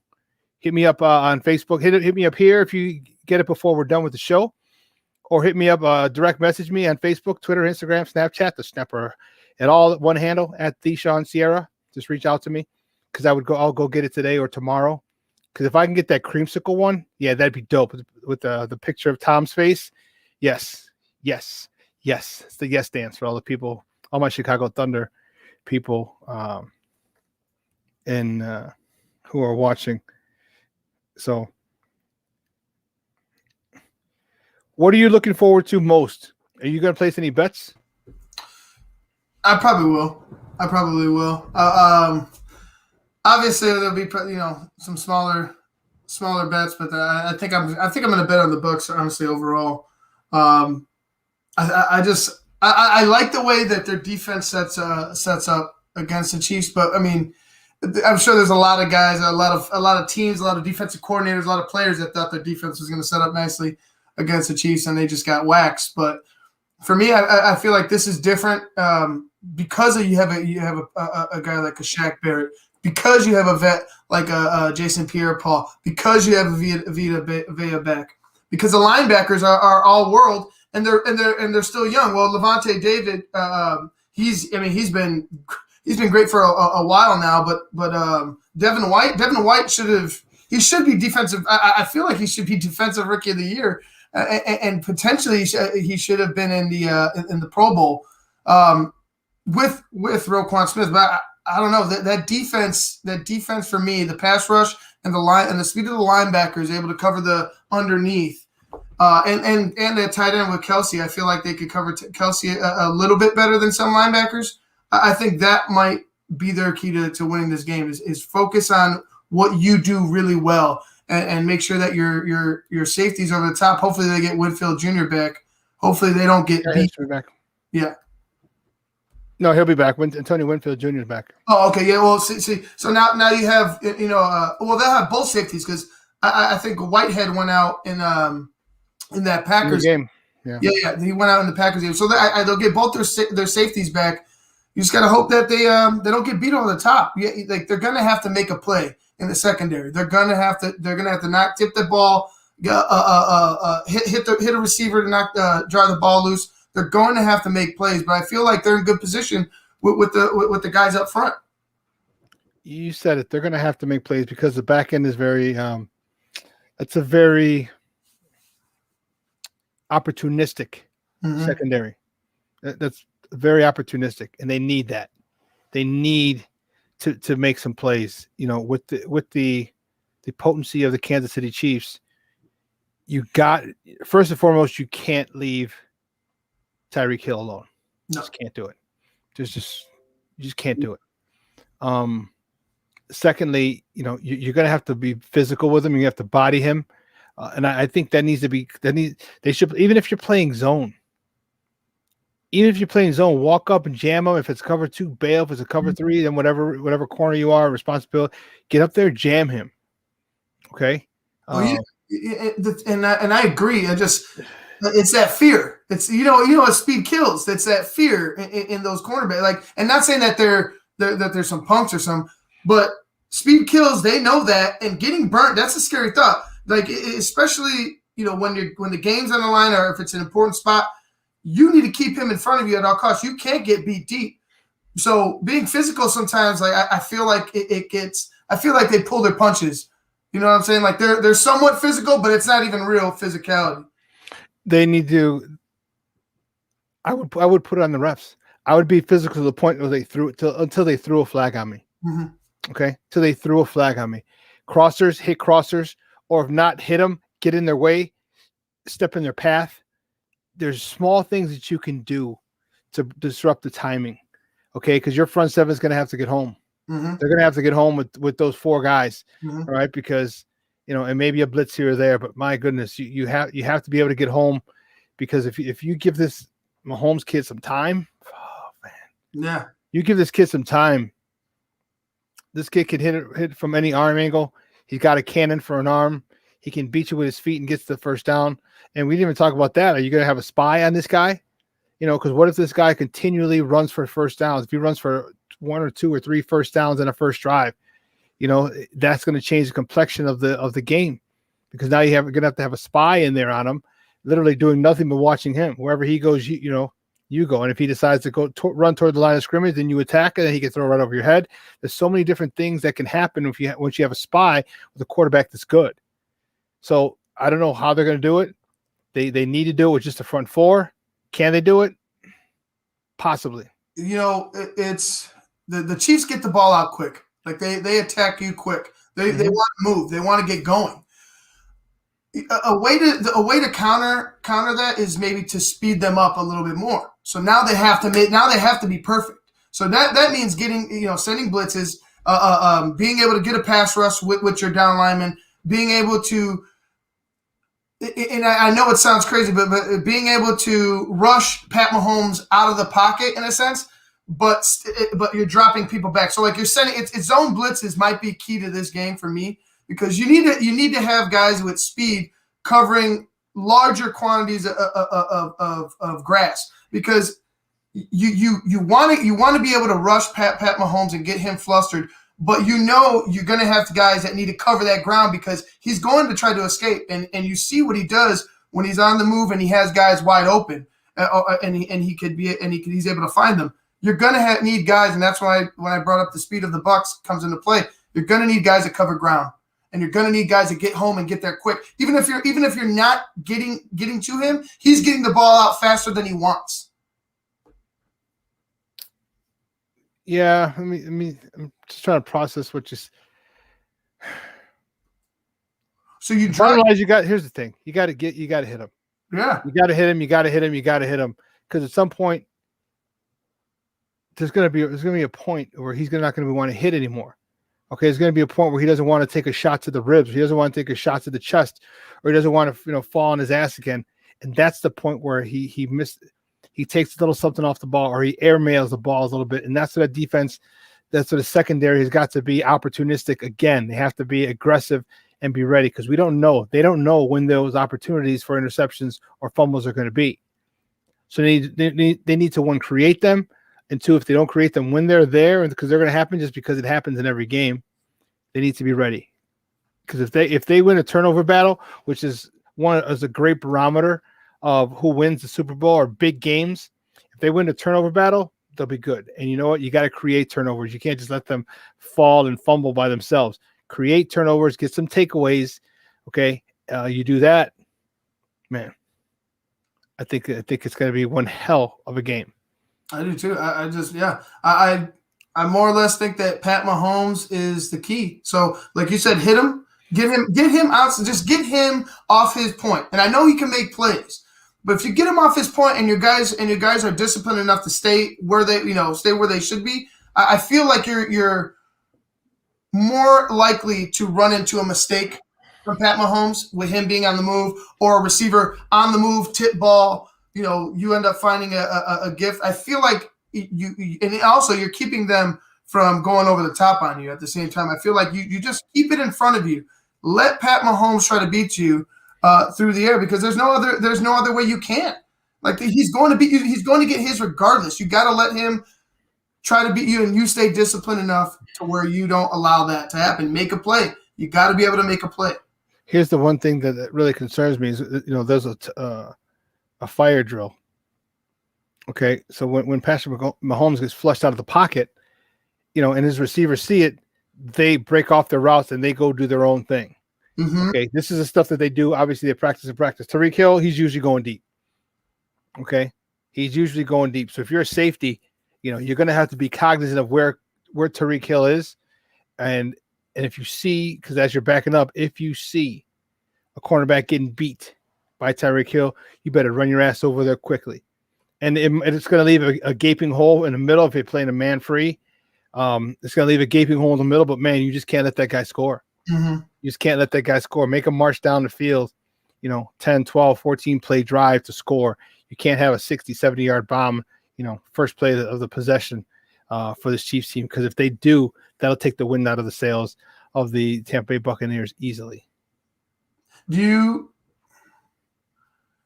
want to let's say this, because you have to pick your poison with the Chiefs, right? Mm-hmm. Do you go focus on Tyreek Hill, or do you go focus on Travis Kelce? Because I feel like Travis Kelce, in a way, I feel like, and not that he's I feel like they're all important in their own right. Like they all serve their own purpose, but they're all amazing at what they do. But Travis Kelce in the middle of that field, you want a guy to catch the ball in the middle of the field in front of you, or behind the field and behind you down the field? I feel like if he's catching it in chunks in the middle of the field and the clock's still going, I feel like you have a better shot at trying to make a play and knocking the ball out from Tyreek, unless he just burns you. If you're running with him, if they take a shot, I feel like you have a better shot at making a play than Travis Kelce constantly taking chunks of yardage up in the middle of the field, keeping that clock moving. I'm focusing on Tyreek Hill. As I said, I'd rather have a guy catch the ball in front of me than a guy catching it behind me. All right, behind you means a 6. But in front of you, there's a chance to rally up. There's a chance for a fumble. There's a chance to strip the ball away. There's a lot that can happen, when a receiver or a tight end catches the ball. And he's about to get hit. When you beat somebody and there's nobody there, it's not a scenario that the Bucs want to get into. They don't want to get into a track meet with although they do have their own good receiving core. Let's not get it twisted. Right. Let's not get it twisted. Tampa Bay has some really good receivers in Mike Brown, Godwin, Antonio Brown. Who did I say? Mike Brown? Not Mike Brown. Mike Evans. Yeah. Mike Evans, Goodwin, and Antonio Brown. That's a nice trio. That's a really nice trio. Your running backs, Garrett Blount. Mm-hmm. This is a very loaded offense. I just don't know if they want to get in a track meet with Kansas City. I don't know. I mean, I just feel like what are you gonna you can't line up in man all day. Like I feel like you're just gonna get torched by one guy. I feel like I feel like you're damned if you do, damned if you don't. I understand with keeping the ball in front of you, but man, sometimes I feel like Travis Kelce. Maybe it's just because he's such a great player. I just feel like he does so much at times. I feel like Tyreek Hill, he's just the wild card. You know what I mean? Like he could just he's either there or he's deep or he's there over in the flat wide open, or he outruns you. That's the problem. He outruns you wherever he's going. So I just it's hard for me to pick what they're gonna attack with. I mean, they're good. Even Mecole Hardman, like even their secondary players. You know what I mean? Like they have talent. They could play on any team in the league and find success. I just feel like, man, coming down to Kelce and Hill, you pick your poison. I'm not letting Hill beat me. No ifs, ands, or buts. I'll let Travis Kelce beat me. I'm not letting the most explosive man in professional football beat me when I know what his game is. All my safeties will be shaded that way toward him, which can open up a weakness for Kelce is a stud. I'm just not getting it twisted, but I don't know he's that game changer like Tyreek Hill. He's a first down maker. He moves the chains, and that frustrates you. But Tyreek Hill, you get your eyes in the backfield once, and that dude is by you, and you know. So then, what about a focus on in particular downs then? What about because like you said, it's particular downs, particular yardage? Should they throw an extra eyes on Kelce because, like you said, he does in the middle of the field, or he gets those first downs that keep them on the field. You know what I mean? So like in longer situations, should they throw their eyes on more eyes on Hill, and then in situations where it's medium and goal to go or so to say, they throw their eyes on Kelce? Yes, when you're in the red zone, Kelce, because what happens is James, unless they put Tyreek Hill in motion and have him going horizontally in the red zone, his speed is a liability. All right, because he's only got so much space to the back of the end zone. Okay, easier to cover a guy. Okay, now if he comes out, maybe does a disco, some of the things, then it'll be a lot more difficult to get Tyreek Hill. But in the red zone, in first down, key, 3rd and 6, 3rd and 7. Yeah, you better double team Kelce. I mean, you might have to double team both and let Hardeman or anybody else, or even Claire Edwards, bust one on you, because you know who these other players are. You know how powerful and how potent they are. You got to, you have to, certain things you just have to, certain downs. I like that idea, Ivan. Mm-hmm. I like the idea of on certain downs. 1st and 2nd, maybe go for Tyreek Hill. 3rd, definitely get Travis Kelce. Definitely. But I don't think the Tampa wide receivers can have as many drops like they did against Green Bay and come away with the win. Yeah, that's another big issue. Great. Good point, Armando. The drops that the Tampa Bay Buccaneers receivers have is unacceptable. Unacceptable. If I were Tom Brady, I would have had a long talk with my receivers. A long talk. Okay. Those drops on a consistent basis really hurt them, especially key 3rd down situations where you can keep the clock moving, keep that defense on the field, keep your offense on the field, have them get tired while you don't. It's not a good thing, not a good way to play the game of football. And you got to catch it. You just got to catch it. On the 3rd down last week or 2 weeks ago, you got to. I'm trying to think of the actual play and how it went down. But on 3rd down, you can't let. What do we talk about? Kelce. I'm double teaming him. I just can't. There's so many different ways to double team him. You can have a guy, a DN right on him, or outside linebacker right on him, trailing him, or going man to man. You can have, if you're going to do zone, the best thing for zone is what I talked about before, is make sure you find out who's in your zone. You can't just go and drop back and look at the quarterback. Because if you look at the quarterback, guess what? The receiver is watching you watch the quarterback, but you don't have the receiver. So if you have a guy in your zone and you're watching and you see Travis Kelce come to your zone, you should run right in his face. Literally right in his face, get to him. Okay, because if the quarterback sees that there's somebody there can make a play, he's not throwing it. He's not throwing it. He's not throwing it. So now he's got to go. Now he's got to look somewhere else, and that's time for hopefully that front four to get home.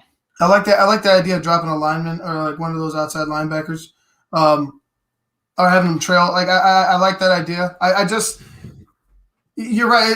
Like the more I think about them, like I understand, and I'm not naive to the fact that Tyreek Hill is probably the biggest game changer in the sport. It's just it's like I said, pick your poison. What do you want to die from? You want to die in the middle of the field? You want to die over the top? And I guess the slow death is where you might have to live for a little while, unless you guys could make a key stop and then go back and answer. The Bucs are going to have to. The Bucs have all their work cut out for them. I look forward. I look forward to it. I just feel like this is probably the best matchup that the Chiefs are going to get this year as far as defense goes. Okay, I think I agree with you. So we'll see how it plays out, man. We'll see how it plays out. Listen, we got to take a quick break. And on the other side of the break, we have more sports conversation, so don't go anywhere, folks. Keep it locked right here, Shawn and Maya on SportsZone Chicago.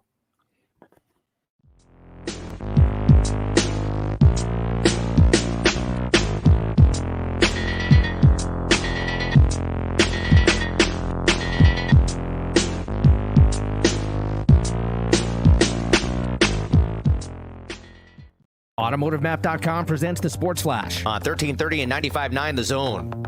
Tonight, the Bulls visit the Magic, first of 2 straight at Orlando. They'll play there again tomorrow night before returning home Monday against Washington. Big top 20 basketball matchup tomorrow for number 12 Illinois. They'll host number 19 Wisconsin, 1:30 tip-off. 5:30 kickoff this Sunday from Tampa, Buccaneers and Chiefs in the Super Bowl. Kansas City favored by 3. Big win for the Blackhawks on Thursday, 6-4 the final over the Carolina Hurricanes.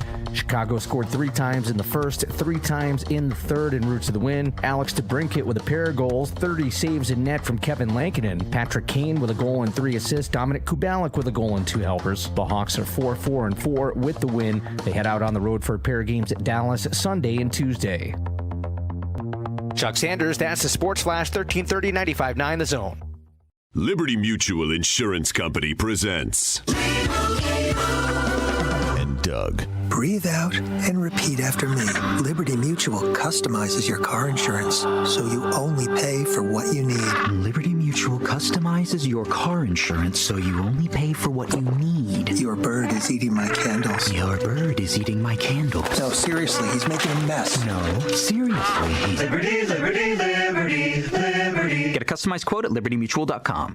I'm Dr. Andrea Russo, a cardiologist. Maybe you're waiting to talk to your doctor right now. But if you're having an irregular heartbeat, heart racing, chest pain, shortness of breath, fatigue, or lightheadedness, don't wait. This could be a serious condition like atrial fibrillation, which can make you about 5 times more likely to have a stroke. If you're having these symptoms, don't wait. Talk to a doctor by phone, online, or in person.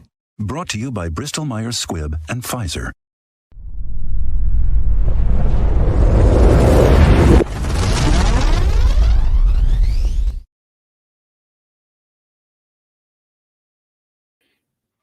Welcome back to Shawn and Maya in the morning at SportsZone Chicago.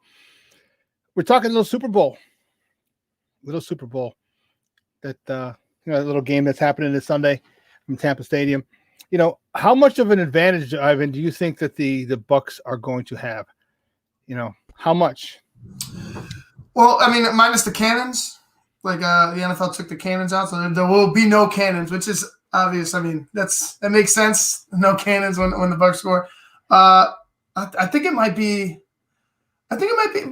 significant, especially around like the atmosphere around the stadium. You know what I mean? It's the Bucs home. Like you have fans everywhere. The vibe that's the vibe leading up to it, the vibe that's going to be, when game day comes, I feel like that might be significant enough. But the Chiefs are a motivated team, man. They don't let anybody really push them around. They really don't care about anybody else's vibe. They just do what they do, and they're good at it. But I think it's real. I think there's a real significance to that atmosphere that's going to be down in Tampa Bay. The only thing about that is that for the Super Bowl, the stands are usually filled. The majority of the stands are filled with sponsors. Okay. Yeah, they sell tickets. I think they said 25,000 people are going to be at the game.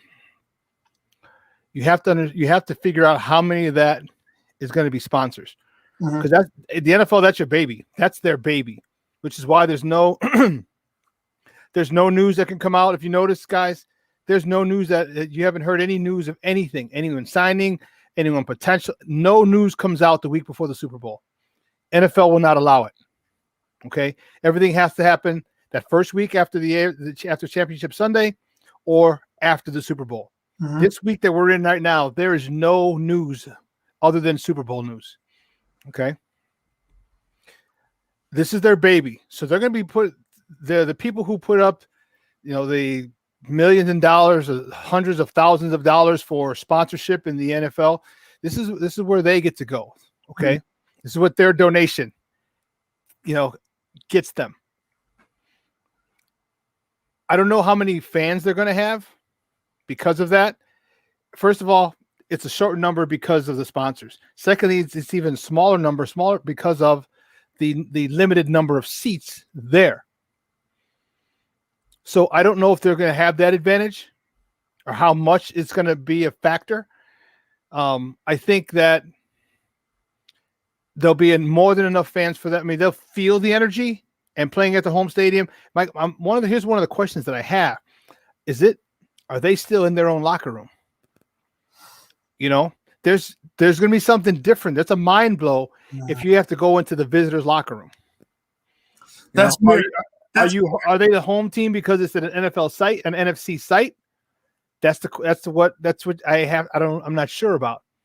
That's a good question. You know what? I'm gonna look that up. That's a good question because I would imagine that the home team would occupy the home locker room, but then again, it's we've never run upon this. Like we've never had this before. Yeah, never had this before. So I don't know how the NFL is going to approach that. But I feel like the Bucs should have their own locker room. I mean, why not? I don't see why there would be and honestly, would you want an opposing team if they were to win a Super Bowl completely destroy another team's locker room? They will destroy that locker room. So I feel like the locker room will be more of a traditional. You're home. This is your home. You're going to be home. But again, I don't know. Right. That's one thing that I really want. I got to figure out. No, that's one thing that I really want to figure out. That's going to be because again, that's a mind blow. That's a mind blow because this is your home stadium. This is a routine that you've had for 8 games. That's tough. And then to go into a visitor's locker room, which the visitors' locker rooms are decent. Okay, and they have to have a certain feel about them or size. Okay, because they're not just gonna put you in old janitor's closet. Oh, here I got something from the 25th. Oh, this is a video. Sporting News says the Bucs will. Here, let me just pause this before it blows our ears out. All right, there we go. It says Sarah Wall says the Bucs to maintain home locker room uniform decision for Super Bowl 55. So yeah, I guess the Bucs will retain their home locker room for the Super Bowl. So they're going to be wearing their dark unis. Remember, Tom Brady did well in his white uniform in the Super Bowl when he was with the Patriots. I know he won his first one in the dark, but he was a little more successful, if I'm not mistaken, in the light in the white uniforms. Okay. We'll see. I mean, we'll see. I'm okay with it. I'm okay with it. You know, it is what it is. Man, I feel like the Chiefs will be fine regardless. I think the Chiefs will be fine regardless of what uniforms or what have you. I think the Bucks. I think it's none of this is going to matter. I think the play on the field is what's going to matter. I think the challenge of overcoming that deficit last year from the 49ers has, like, you got to believe that the Chiefs are ready for whatever the hell is going to happen down there. I feel like that's a good thing for the Bucks, but I don't think it's going to have a huge impact. I think the fan base, like the impact of people being not necessarily inside the stadium, but people being out and about, you know, in the Super Bowl festivities and everything that's going on. I don't know how they're handling, you know, distancing or whatever, if they're still doing that in Florida, but that's going to be an impact in itself. I just feel like the locker room, the jersey, maybe it's comforting to the individual team, but as far as impact on the game, I feel like you still got to play that game out there. You can't just expect, you know, a feel good to make you perform. You gotta execute. When it comes down to it, yes, you're right. When it comes down to it, I just wonder. These are all small things that, you know, can throw you off, so to speak. These are all things, and as a professional, in the biggest game of your career, for some the first and last time you'll ever get to this game, you got to show out. There's nothing that can happen that can sway your focus, that can distract your focus. There's nothing. You just can't have it. And we're going to find out who the mentally strong people are and who the mentally weak people are. Okay. I know it's not going to affect Tom Brady. That's for sure. That I can tell you is not going to affect Tom Brady. So it's not going to affect Gronk. Okay. These are guys, but here's the more important question. Are either the coaches is Bruce Arians going to be affected by this? Okay. Because wasn't he with the Cardinals when they lost to the Steelers? I believe so, yeah. Okay. No, he was an assistant coach. Yeah, he was I believe he wasn't on the Cardinals. He was on the Well, here it says Arians was an assistant coach for Pittsburgh during their Super Bowl championship runs in Super Bowl 40 and Super Bowl 43. Mm-hmm. He was a wide receiver in the first one, offensive in the second one. So it's a little different, still a little different story here when you're the head coach. Okay. Interesting. You know, when you have all that, the spotlight is on you. This is it. Wide receiver coach, offensive coordinator. Yeah, there's pressure that you have because there's pressure because it's the Super Bowl. But when you're the head coach and all the responsibility and focus is on you, yeah, it's a little different. Our sphincter is going to tighten. I mean, Andy Reid just got through one last year, so obviously his level of comfort is going to be a little better than Arians, I would imagine. Having won a Super Bowl, got that monkey off his back. Is Arians going to go and say, hey, I want to win my first one as a head coach? Is he going to attack? How is he going to go into that game? There's just a lot of questions that I have from a coaching perspective. And then let's not forget, what about the the coordinators? Todd Bowles, Byron Leftwich on the Bucks. These are guys who have never been there before. I shouldn't say Byron Leftwich hasn't been there before. Okay. And he's calling plays. And luckily he's got Tom Brady, because if he calls a play and Tom Brady doesn't like it, guess what? That's getting changed. That's getting changed. And you got a guy who can do it. And you have a guy that you feel comfortable changing plays. Mm-hmm. So it's the coaching perspective. That chess match is the one that I'm looking forward to from the coaches, from the coordinators. That chess match. And I'm going to see, I feel like we, as long as we don't get what we saw with the Saints for the first go round with the Bucks, where they did not use any of their running backs worth a damn. You know what I mean? I feel like you'll find some success. You'll find some success late in the game, eating up yards and picking up first downs to eat up clock. Run them in spots. Like I feel like you have to remember. Yeah, Tom can do this, but Tom is also older, and you don't want Tom taking a shot in the Super Bowl. You don't want him taking a shot in the Super Bowl. So utilize those running backs in spots. Drag it out. You know what I'm saying? Get those cheap first downs. Third and 3. Use those big backs. Get those first downs. Extend the drives, and even in the red zone. Use them to bully. I feel like you need to use these two running backs to bully. And I'm not talking about, all game long. I'm talking about when you need them.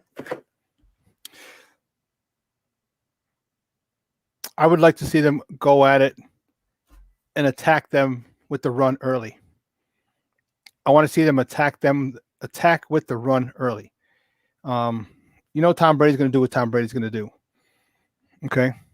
But I want to see them wear that defense down. Okay. And trust me, if you're able to get 3 to 5 yards a pop on a consistent basis early, okay, because it's the Super Bowl, there's a heightened level of response time, a shortened response time, which means if they start getting a couple of big runs, then there's going to be an extra person in the box. If there's an extra person in the box, that means there's probably going to be bigger windows in the back end. I would run the ball. I'd run the ball, get the tight ends involved, get deep ends after if you're successful, and if you can do that, it's going to be a long day for Kansas City because we all know that they can score points in a bunch, but so can Tampa Bay. Mm-hmm. I'm not saying they can score them in a bunch in the manner that Kansas City can, but they can score points. All right. They have 3 Pro Bowl receivers. Okay. They have a good running game. It's not like they're void of weapons. Right. Do you think those tight ends, because you mentioned the tight ends, I would like to see them, if they're going to run, maybe a little bit, maybe a bigger set, right? To start, you stay in a big set to start. And then, as the game progresses, like maybe early in the second, you start opening up a little bit more. I mean, unless Kansas City comes to strike, because I know everybody wants to strike quick. But if you're finding success right away, do you stay like that? Do you see how far you could go with it, or do you try to take your shots immediately coming out? No, I if I find success, you stay with it. Okay, you go and you run to what works until they stop it. Okay, then you have to have plan B. So if they're able to run, my thought is this: you keep running and then you play action. You keep running, then you bootleg. Okay, there's a whole bunch of different things you can do. Okay, for keeping them in order to keep them off balance, the defense off balance. And I'm talking to Kansas City defense. Yeah, if I'm Tampa Bay and I can run that ball, I'm running it. Okay, and just when they bring that other safety down, boom, that's when I'm gonna try to go over to the top. Boom, that's where my deep out, my deep comeback is. Right. Okay, that's where my post comes in. That's where all that for me. So to me, the run game sets it up. On the other side, the Chiefs, their pass game sets everything up. Their pass game does everything. So, but let's not get it twisted. Their run game is legit. Yeah. Their run game is legit. And, you see Claire Edwards in there as well as their other running Le'Veon. And you know what? Speaking of Le'Veon, he's another guy that hasn't. I don't know if he fits well. His skills are second to none, but he doesn't seem to be a good fit there. He's never really got off in Kansas City. I don't know. Yeah, no, I think you're right. I think this is a move. I thought it was going to be perfect to start, but Le'Veon needs the ball. Like Le'Veon is a guy that I was a guy like that I needed the ball to get going. Like you need to give him the football. He needs touches to get going. And look at the abundance of weapons they have over there, Shawn. Le'Veon doesn't need to touch the ball in order for them to succeed. So, I mean, I think that's a part of it. I feel like Le'Veon himself needs the ball in order to gain that momentum later in the game. Like we can see Le'Veon, when he knows he's the man, he can find success early or he can find success late. You know what I'm saying? But if he knows that he's not going to be getting the ball constantly, he's kind of like, well, it's like a fog. Whenever I wasn't touching the ball, it was like almost like a fog. Like, whoa, what's going on? Like I'm in the game, but I'm not in the game. You're not in the rhythm of the game. That's what you're. Like, yes, you're not in the rhythm of the game. So I feel like that's a part of it. I think to be honest with you, maybe we see a heavy dose of Le'Veon. Maybe the Chiefs switch it up and go, hey, run early. That's a good thing because you know what? If you can have some success with the run game, and you can tire some people out in the run game. Mm-hmm. Come third or fourth quarter, if that game's tight, you might have an advantage. Mm-hmm. There's an advantage. They got a guy that with touches, he starts running downhill. Yeah. That's interesting. You know what? Listen, we'll bring out my guy. He's gonna sit with us for the last hour of the show. He is a good friend of the program. He's also a co-host of one of the hottest shows here on SportsZone Chicago, and that's What's Up, Cuz. He hosts that with his cousin Lance C. Irvin, who was the birthday boy the other day on Monday, if I'm not mistaken. You can bring him out. You can find he works for the Chicago Crusader. He's also an official, an IHSA official. You can find him on Twitter at JCoyden, JayCoyden. Guys, let's bring him out. Our boy, your boy, everybody's boy, Jason Palmer. Jay, what's up, Papa? What's up, man? What can I tell you, man? I'm sitting up here studying the rule book. I got water polo getting ready to start. Getting ready to start in about another month. So I haven't actually officiated any of my matches in a year due to COVID. But, IHSA announced last Friday that a lot of these sports were going to go forward. So, I got to get some practice in, Shawn. I don't know if you saw the news story. They said a lot of the airline pilots are making errors because they hadn't been flying much, so they were a little rusty. So they did this news story on how there've been a lot of little small incidents. So I was like, oh crap, let me practice. I hadn't refed in a year. I'd be going out there calling all sorts of crazy stuff in my matches. So I know water polo traveling. Right. right. Yeah. So, we referees, we do practice. A lot of people don't understand how much studying and practice and looking at film we actually do, but we do a lot of that. If you really want to be good at this, you need to study. So that's what I've been doing this morning, man. I've been doing a little studying. Okay. Yeah, man. So you and I are going to sit together for the next hour, but let's kind of get a quick thing. The Blackhawks, big explosion last night, 6-4. Kaner with a goal. Who was it? The Brinket, if I'm not mistaken. Yeah, the Brinket. Two goals. Kaner with a goal and 2 assists.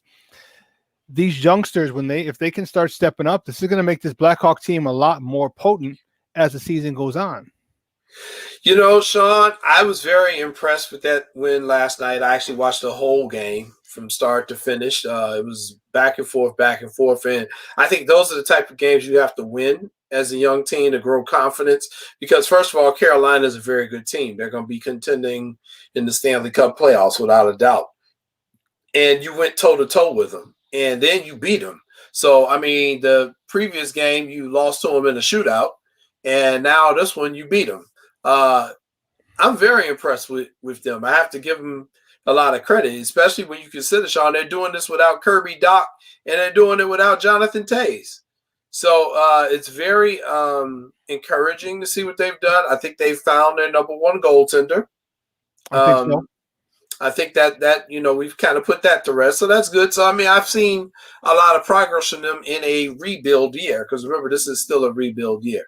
So, I agree with you. I think the more playing time we get to see from these young players, and the more me and you have to learn their names, as there's been so many of them coming up, it's hard to keep up with them. I tell you, one guy who I really like is the defenseman number 16.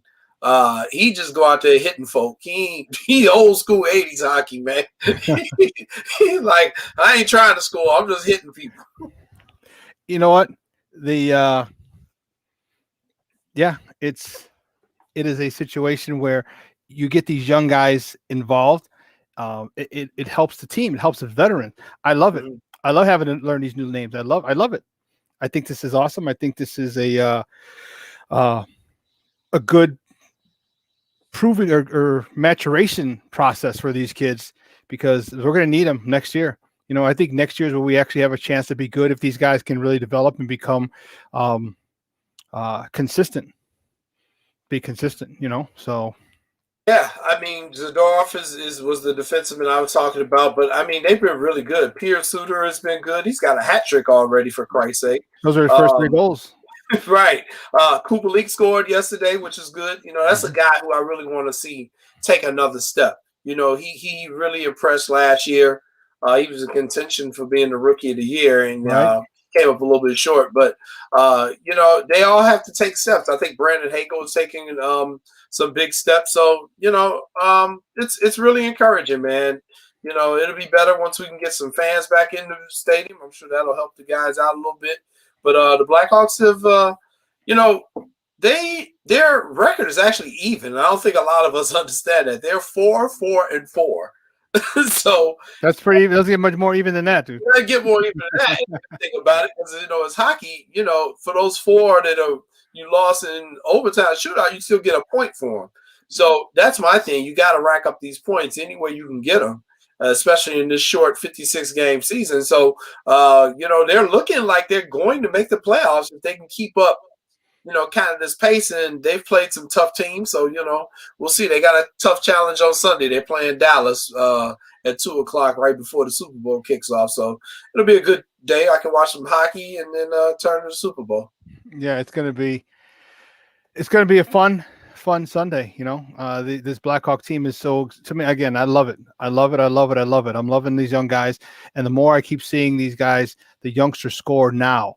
Okay, and I know we're not winning as many, but it is pretty even across the board. The better it is for us long term, and toward the end of the season, toward the playoffs, and then definitely moving into next season. Because now, I mean, Patrick Kane's he's going to still be Patrick Kane for another few years. Okay, but he needs help. He can't score all the goals, right? And when you get a lot of other people they might not be at his level, but they're competent. He can get them the puck and have them score. They can get him the puck in an advantageous situation. And once you get guys like that who know how to feed a superstar, or who can connect, who can finish off a feed from a superstar, now you're dangerous. Now they're really, really dangerous. And because now you can't just focus on Kane, which you're going to have to, because he's Patrick Kane. But when he dishes it, now you got to worry about those guys finishing, and if they can finish, I think that's an aspect of his game that you know, a lot of people slip on. Man, Patrick Kane will drop a dime on you in a heartbeat. If you're not ready for it, you know, you'll miss it. But his passing ability is just as good as his sniping ability to me. And they just look really strong. I think what has been most impressive is they've improved so much dramatically defensively. You know, last year we knew they were going to have to beat everybody with just high scoring games. But, you know, this year they've been in games. They've lost them, but they've also won them. And, you know, it's been 2-1, 3-2, you know, kind of low scoring. Yesterday was kind of weird when you had a 5-4 one, but they've been actually playing better defense. And I have to give them credit. You know, I was very skeptical when they gave Colton this extension before this season started. I was like, he hadn't even proved nothing. But, you know, he's gotten his guys to kind of play for him. And I think, you know, maybe that was what he needed to move out a lot of the old veterans who played under Quenneville, get some new guys who didn't know anything about Quenneville, and let them play under him, because he did coach down in Rockford. So, you know, We'll see. It's very interesting, but they've definitely made a lot of strides, especially in the goaltending area, team defense, and for the love of God, Shawn, the power play is on fire right now. Yeah, it is. Yeah, it is. They don't get a penalty on our Blackhawks. Don't do it. Don't do it. They are tops among the league in in the power play, and that's huge. To me, that shows maturity. That shows the aggressiveness, because you understand now you have the advantage. Okay, it's one thing when you're even strength, but when you have the advantage and you know that they're down a man and you can attack and you can exploit that, that's another level of being a closer. That's the level of being a closer when now you're down a man, and the thing about that I'm liking about this is they don't try and score the first 30 seconds in the power play. Right. They work the puck around, they move it, okay, and they let the holes create themselves. Okay, they let the angles and the opportunities create themselves, because once you pass here, the defense, which is usually in the square, has to shift. Then the puck goes back, it has to shift again. It has to shift again. They get into someone in the middle, then they collapse, and they get it out. Then the way they move the puck, this is the way I haven't seen them move the puck in years. Okay, yeah. And they're very patient on the power play. And if you're very patient on the power, you realize you have 2 minutes, or you have 5 minutes, or you have however long your penalty is. You don't have to score right then and there. Right. Move the puck around, make someone get out of position, because they're going to have to eventually with the proper passing, and then they have the proper passing. They get them out of position, and they snipe it, and there you go. And that's, to me, again, a sign of maturity, a sign of patience, and that's a big key with a lot of young kids, a lot of teams. This team with a lot of youngsters on it, who you would think would be so anxious to score right away with, and they wouldn't have that patience, but they do. But they do, and that's one of the reasons why I think the Hawks are able to stay and be in so many games, because they're patient as they're getting better. Yeah, I agree, and like I say, it's really good to see this you starting to mesh together, this team chemistry that's coming together on the Blackhawks. Because I want all our Chicago sports teams to be competitive, just like you and Ivan. I believe we're the third largest market. We shouldn't be going through these long rebuilds with any of our teams, whether it's the Cubs, whether it's the White Sox, the Bulls, the Bears, none of them. We shouldn't have to go through this in Chicago. This is not a small market. They should be able to put competitive teams on the field every year. And I'm not talking about, every year we got a shot at the championship. It doesn't work like that. But you shouldn't be incompetent. And we've seen that the past few years with a few of our teams. And I don't like that, man. It's just not good for Chicago. We're a better sports town than that. And our owners have to do better, putting a better product out on the playing field. So it's good to see the Blackhawks are kind of springing back to life here. Guy, that's our boy Jason Palmer. He's going to sit with us for the next hour, the last hour of the show, last hour of the week.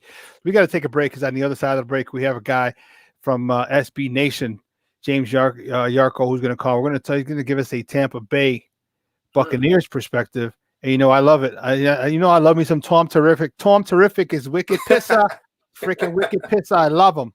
I freaking love him. So we're going to talk to James Yarko on the other side. So don't go anywhere, folks. Keep it locked right here. James Yarko with a Tampa Bay perspective on the other side of the break. Keep it locked right here. Shawn and Maya on SportsZone Chicago. Hey, this is Dr. J, and I listen to Shawn and Maya in the morning.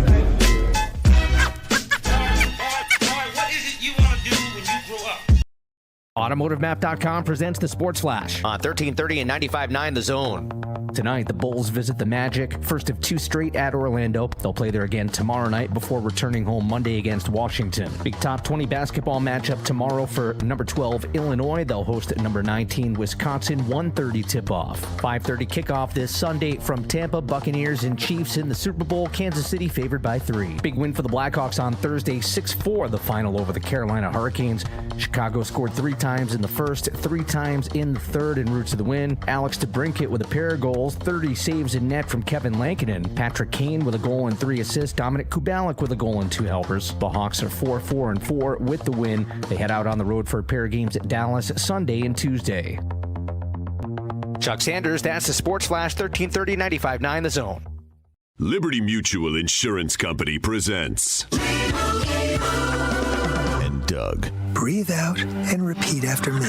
Liberty Mutual customizes your car insurance so you only pay for what you need. Liberty Mutual customizes your car insurance so you only pay for what you need. Your bird is eating my candles. Your bird is eating my candles. No, seriously, he's making a mess. No, seriously. Liberty, liberty, liberty, liberty. Get a customized quote at libertymutual.com. I'm Dr. Andrea Russo, a cardiologist. Maybe you're waiting to talk to your doctor right now. But if you're having an irregular heartbeat, heart racing, chest pain, shortness of breath, fatigue, or lightheadedness, don't wait. This could be a serious condition like atrial fibrillation, which can make you about 5 times more likely to have a stroke. If you're having these symptoms, don't wait. Talk to a doctor by phone, online, or in person. Brought to you by Bristol Myers Squibb and Pfizer.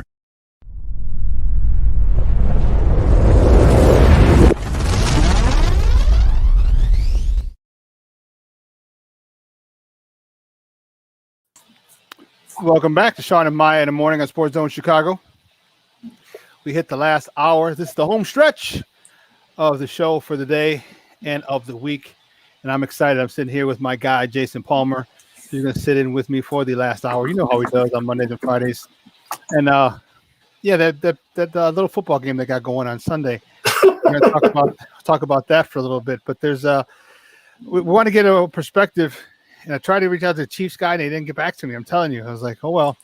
But this guy, maybe are they getting a little too presumptuous, a little too arrogant, because they won last year? Like, bougie, Shawn, bougie. A little bougie now? Okay. Watch out for Tom Terrific, though. He's not get it twisted. He's still wicked pissed. I love him. But no, this guy covers the Tampa Bay Buccaneers for he is a co-host. He covers them for SB Nation, but he's also the co-host of the Locked On Bucks podcast. You can find him on Twitter at @JYarko_Bucks. Guys, it's welcome back to Shawn and Maya, James Yarko. James, what's up, buddy? How are you? I'm doing great. How are you? Man, I'm not too bad. A little cold up here in the Shy. High of 18 degrees, which we heard about 4 o'clock this morning, and it's all downhill from there. But we're good. We're good. So yeah, it's about 24 where I am right now. So. Oh yeah, where are you at? I'm in Southern Ohio, Okay. Okay. All right. Cool. So yeah, you're a little warmer, not much warmer, but a little warmer than us. Okay. Well, we got this game we got to talk about. I'll tell you what, I'm excited. I'm trying to find. I don't know where I can find here in Chicago, the Chicagoland area, a Tampa Bay Bucks T-shirt. Although, it was my mistake, James. My offensive coordinator from college is sorry, I guess I don't know how to eat after 40-something years. My offensive coordinator from college at Holy Cross is on the staff. He works with Tom. I don't know if he's a passing game coordinator, but Clyde Christensen. I should have hit him up and said, Coach, send me a polo right after they won, because at least it would have given me 2 weeks. I wasn't thinking, because I want Tom Brady. I really want Tom Brady to win. But they got their work cut out for him. Give me your thoughts. This Chiefs team is loaded. This Chiefs team is explosive.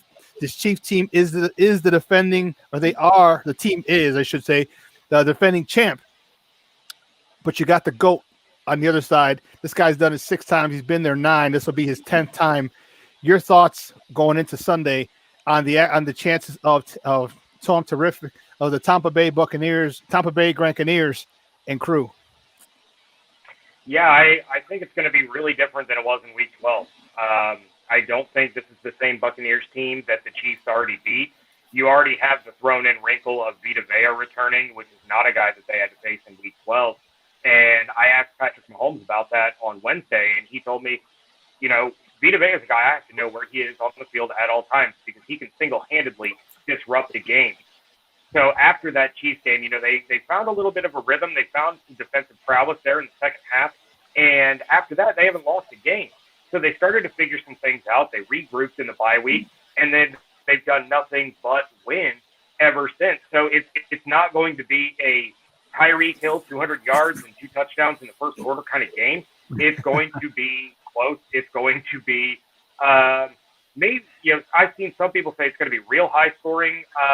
I think it's going to be high scoring, but not quite as much as others. But I think it's a race to 30. The first team to score 30 is going to win this game. And you have to have a way to neutralize the speed of Tyreek Hill, the effectiveness of Travis Kelce, and it's almost kind of a pick your poison with this Chiefs offense, and that's what makes it so difficult to beat. But the Bucs, like I said, they did a good job in that second half against the Chiefs. And they were bracketing over the top of Tyreek Hill. They were bracketing Travis Kelce, and they were saying, okay, you know what?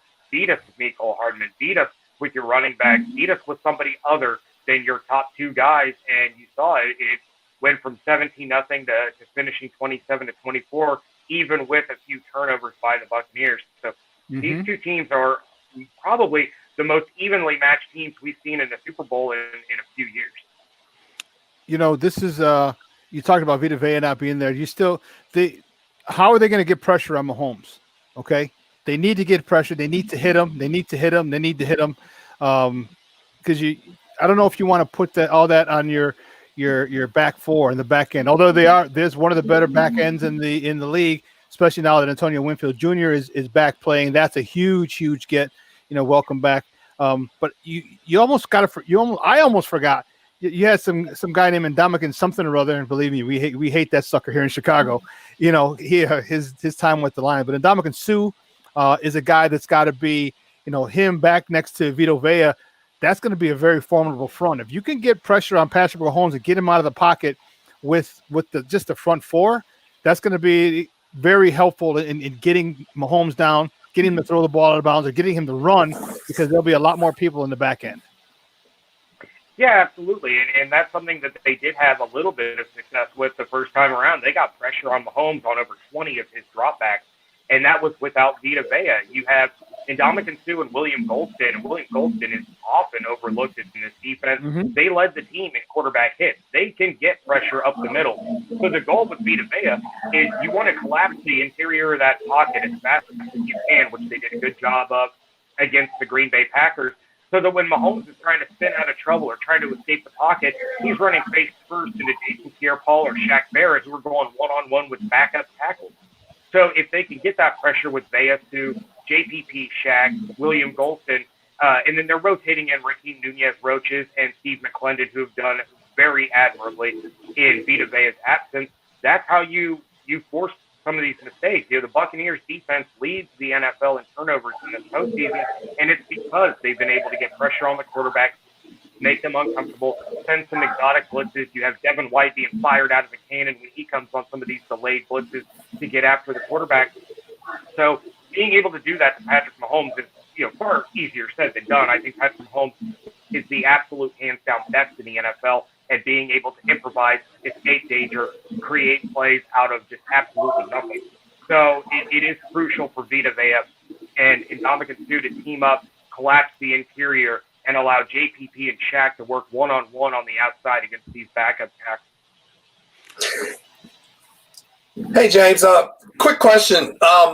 In terms of just the environment, it's usually Super Bowl week. Obviously, it's Corona, so we're not having the same sort of Super Bowl hype that we've had in past with fans. But Tampa Bay is the first team to host a Super Bowl in their home city.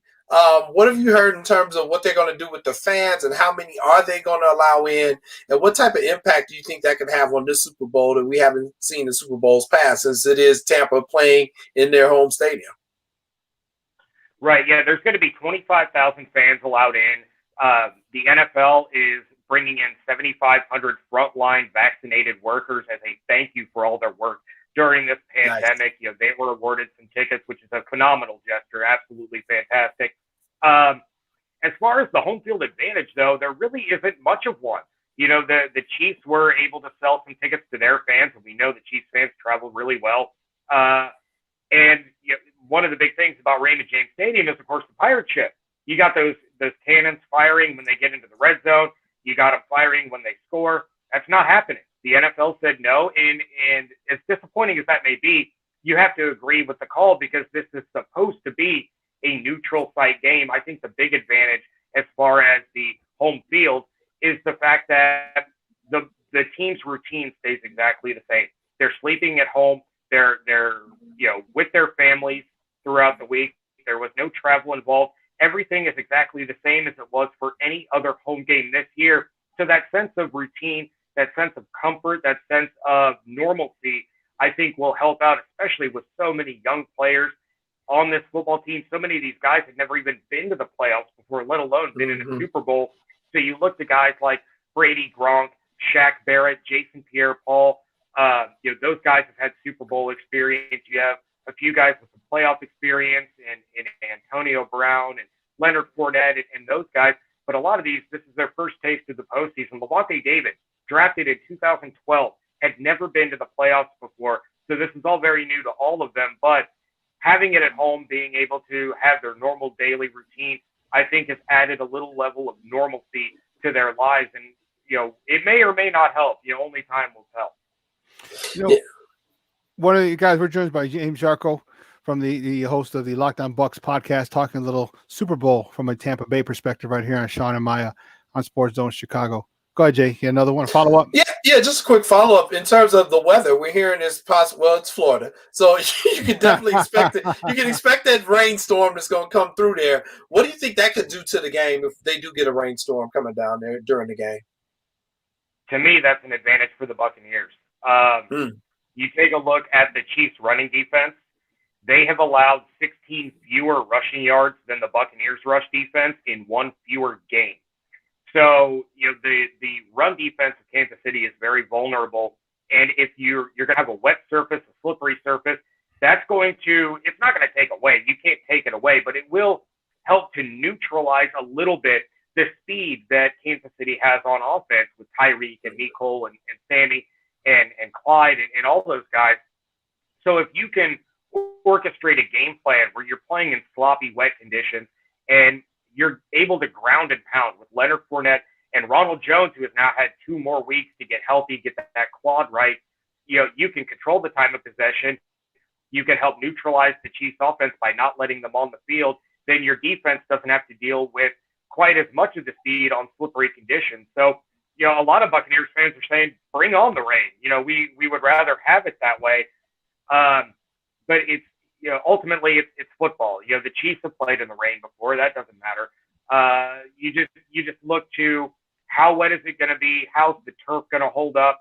And is it going to turn into a run versus run game, which would be advantageous for Tampa? One of the things, and I know this is a mild or smaller issue, but do you know about the locker room situations and the uniform situations? Are the Tampa Bay Buccaneers, and I know you said their level of comfort is a little higher because they're at home, they're with their families, but athletes are very superstitious, okay? And for them to have to go into the visitors' locker room, so is it do you know who the home team is? And if it is the Chiefs, do they decide the jersey color that they want to wear? Because the locker room, all that stuff. Again, it's a routine. When you're going to your home stadium, like if it was at another place, okay, I get it. But you're going to your home stadium, everything's routine until you get to the stadium, your home stadium, and now it's a little different. Now I have to go to the other side where the visitors' locker room is. I have to wear a visitors' jersey, the as opposed to our home jerseys. That could be a little mind blow for some of these younger players. Do you have any idea who the home team is and the jersey colors? Yeah, the NFC was the home team this year. The Chiefs were the home team last year. So the Buccaneers are considered the home team. So they are in their locker room. They have chosen their white jerseys with the pewter pants. And I know that's kind of jarring a little bit to some people because the Buccaneers' home color is that red. Well, when wearing white jerseys with pewter pants this season, the Buccaneers are 5-0. In Super Bowl, the team in the white jerseys are 34-20. When Tom Brady has been to a Super Bowl and worn his white jersey, the Patriots were 5-1. So the Buccaneers have been the road team all playoffs long, and they wore their white jerseys and pewter pants in New Orleans. They wore their white jerseys and their pewter pants in Green Bay. Why not keep the magic going? That's what they're opting for. And honestly, I love it. We have all these highlights of Super Bowl 37, and the Bucs are in their red and pewter, and that's that classic look that's embodied by Derek Brooks, John Lynch, Rondé Barber, Warren Sapp, Mike Allstott. I got to throw an offensive player in there. Brad Johnson. Hey, I love Brad. I love Brad. Michael Jordan's one of my favorite people I've ever talked to. Joe Juravicius was my hero when I was younger. I very proudly wore Joe Juravicius jersey all through high school. Yeah, well, for that matter, my first Buccaneers jersey that I ever owned was Shawn King. So, but yeah, I love the change. I love kind of the gamesmanship of it. The Chiefs got to wear their reds and win in their reds last year. Well, the Super Bowl team that wears their whites tend to have a little more luck than the ones wearing their home colors. Good. And that was something that Ivan and I talked about earlier in the show. And I was like, man, because I know people don't think about it, but you have to understand as an athlete, we're very superstitious, dude. We're very the locker room, the jersey. Like if you're wearing your white jersey on the road, okay, good. That's usually where you wear it, unless you're the Dallas Cowboys. Okay. Right. But when you have to wear that at home, and if this is not a decision that you made, then that could be a mind blow. If it's a decision you made, it's completely different. So that's why I asked that. Wow. Talking about this defense, though, the Kansas City defense, where do you think that they're vulnerable? Because everyone talks about the Chiefs offense, and as explosive as it is, that Kansas City defense is pretty darn good too. But the Bucs they got a weapon or two. They're for some reason, maybe is it me? I'm feeling that the Bucs offense isn't getting as much credit or respect as it deserves when you have Pro Bowlers like Godwin, Pro Bowlers like Evans, former Pro Bowler and a guy who was literally the best receiver in NFL for about a 3-year stretch in Antonio Brown, a Pro Bowler in Gronk. I don't feel that they're getting enough respect that they deserve. And when everyone's focused on the high-powered Chiefs offense, where can the Tampa Bay offense attack the vulnerable the Chiefs defense? Well, like I said a little bit earlier, you look at the run game, you look at playoff Lenny and the run that he's been on, you look at a healthier Ronald Jones, but really the vulnerability of this Kansas City Chiefs, I don't know if we're going to see a whole lot of deep shots. We saw some great ones to Antonio Brown against the Washington football team. You saw that epic one to Scotty Miller against the Green Bay Packers, but the Chiefs are really strong on that back end. You got Tyrann Mathieu running that back end. That's dangerous.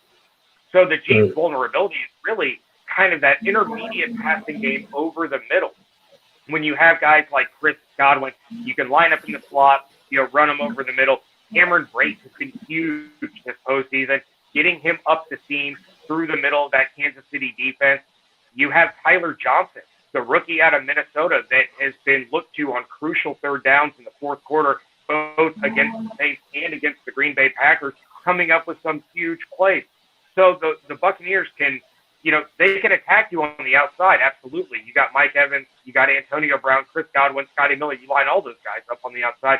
But then you can also move Scotty Miller and Chris Godwin and Antonio Brown. You can split Gronk out into the slot. There's so many different ways for this Buccaneers offense to attack you. And we know that Cobb loves those intermediate passes, high percentage passes, going to his guys with the sure hands. And then you still have Leonard Fournette and Ronald Jones coming out of the backfield that when they can hold on to the ball, they've had some drop issues out of the backfield, but when they hold on to the ball, they can be dangerous in the passing game. You get those guys in space, you give Leonard Fournette a head of steam, and he's going to run over a couple of your linebackers on his way to try to move the sticks or get into the end zone. So I look for them to attack over the middle, try to expose some of the matchups that they'll be able to create against the Kansas City linebackers in the passing game. And they may take a deep shot or two, but I think they're going to try to avoid that a little bit after what happened in Week 12. And you don't want to test the Honey Badgers too many times. You're going to get burned. Hey, James, I just got a quick question before we let you go. So you're talking about your first jersey being a Shawn King jersey. I just got to ask you, 1999, Bertie Manuel makes that catch, right? Yeah, that was a catch.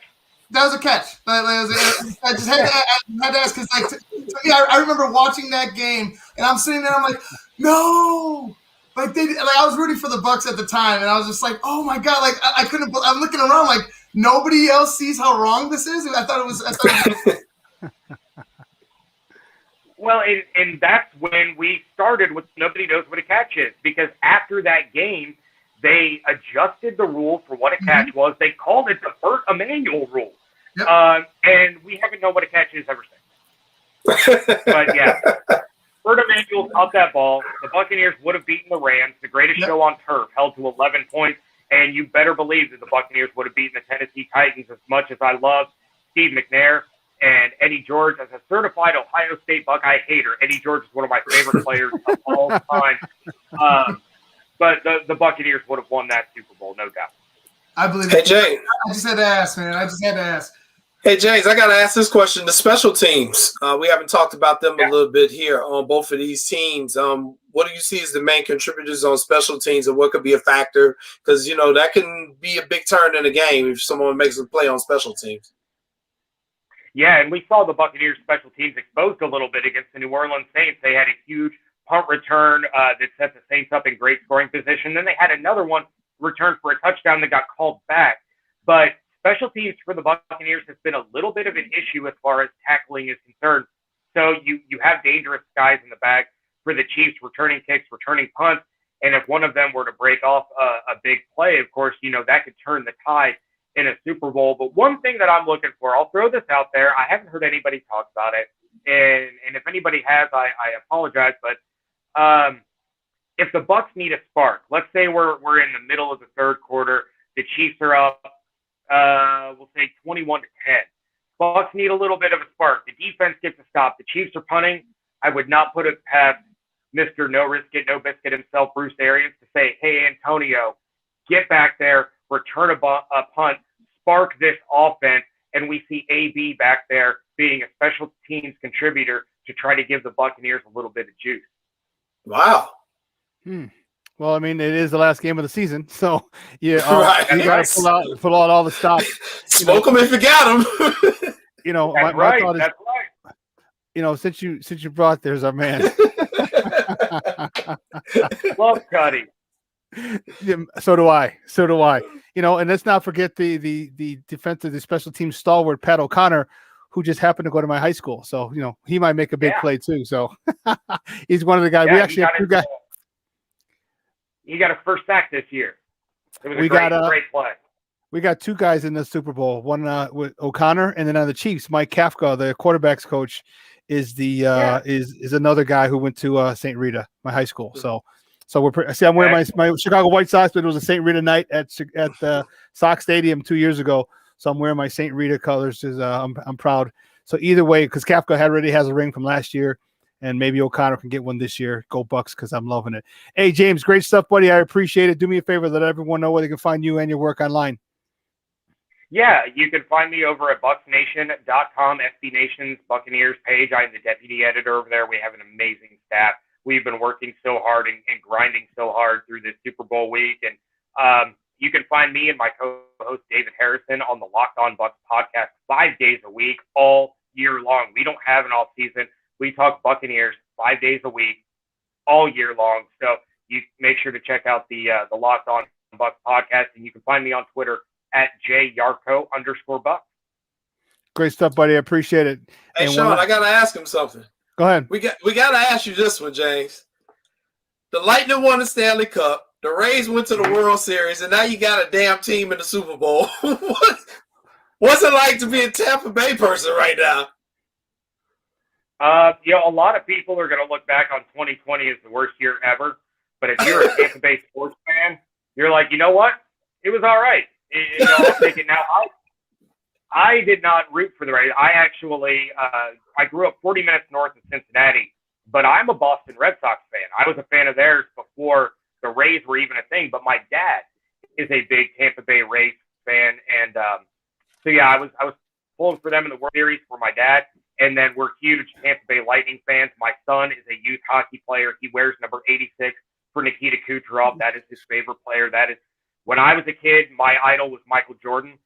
He is a kid. Nikita Kucherov is his Michael Jordan. So, yeah, it's been phenomenal. What an effect Tom Brady has on a city. He shows up and all of a sudden it's championships galore. And the Rowdies won a championship, the Tampa Bay soccer team. So it's all over the place for Tampa Bay. It was a great sports year for their fans. Win or lose on Sunday, what a run! Wow, that's awesome, dude. That's awesome. Hey, I know they're gonna be partying like crazy down in Ybor City. I've been down there. Oh, yeah. Tampa's definitely. Ybor is a pretty cool spot. Hey, James, thanks, buddy. We appreciate it. Go Bucks, baby. Go Bucks is all I got to say. All right, now. Thank you, thanks. guys. All righty. Guys, that was James Yarko from SB Nation talking a little football with us from a Tampa Bay perspective. And, man, I'm telling you, I want Tom Brady. I just don't want the Kansas City Chiefs. They're young, they're explosive. You can win more. But Tom, you know what? There's a lot of people who hate Tom for whatever reason.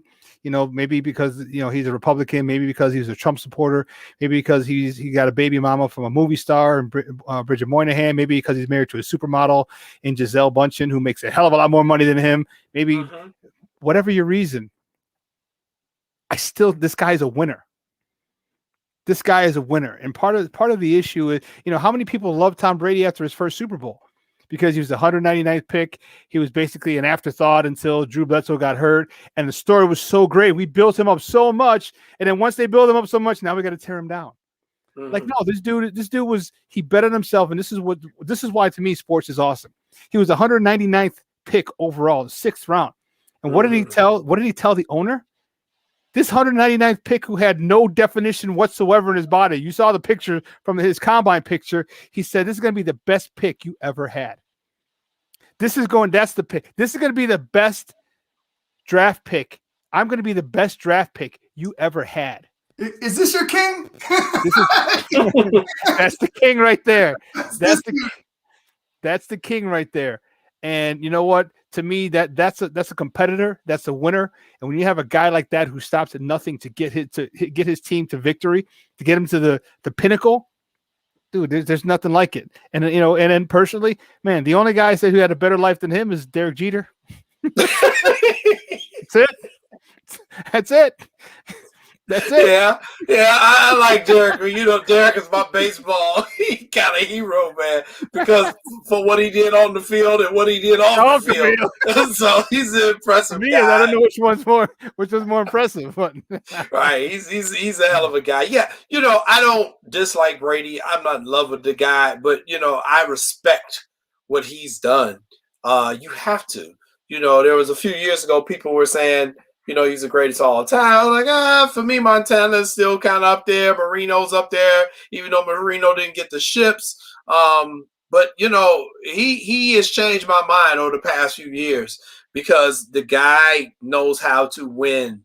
He just knows how to win. And when you find people like that in any walk of life, if it's the best school teacher, if it's the best doctor, if it's the best plumber, you got to respect what they do, man. And he's been doing it over an extended period of time. And to be where he is at the age of 43 in football years, which is like 85, it's pretty remarkable. And you have to respect that. I just want a good game here. I think Kansas City's going to be in a little bit of trouble because of the tackles that are out injured. But, I'm looking for a fun game. But I'm looking forward to talking with Frank, too. Yeah, listen, we got to take a quick break. And on the other side is our guy, the Schwaber himself, our dude, Frank Schwab, is going to talk. We're going to talk more Super Bowl if you couldn't get enough, because there's no such thing as too much Super Bowl this week, none whatsoever. So we're going to talk to Frank Schwab from Yahoo Sports on the other side. So don't go anywhere, folks. Keep it locked right here. Frank Schwab up next right here on Shawn and Maya on SportsZone Chicago.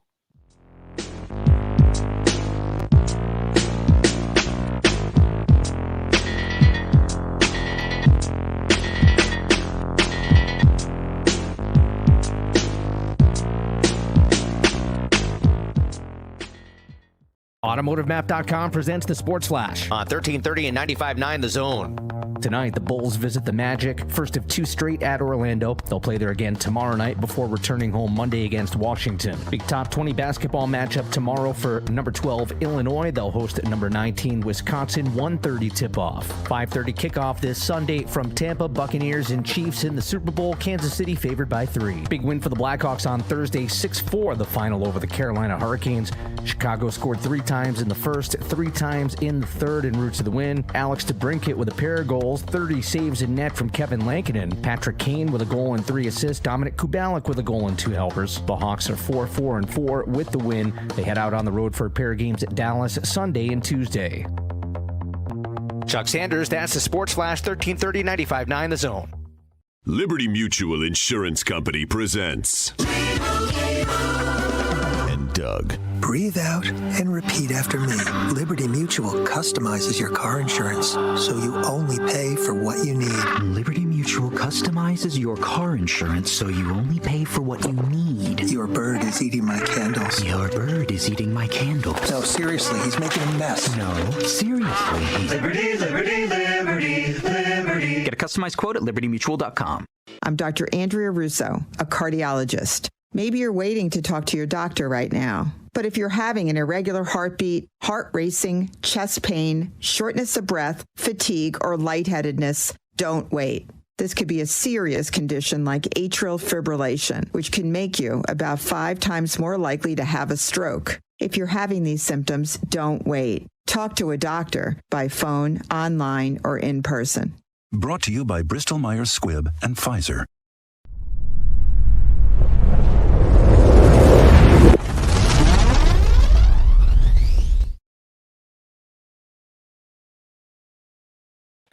Welcome back. SportsZone Chicago. Shawn and Maya in the morning on SportsZone Chicago. You catch your breath, Shawn? You got it? I'm good. I'm good. I just had CrossFit, baby. I'm good. Hey, CrossFit is 5 this morning. Don't trip.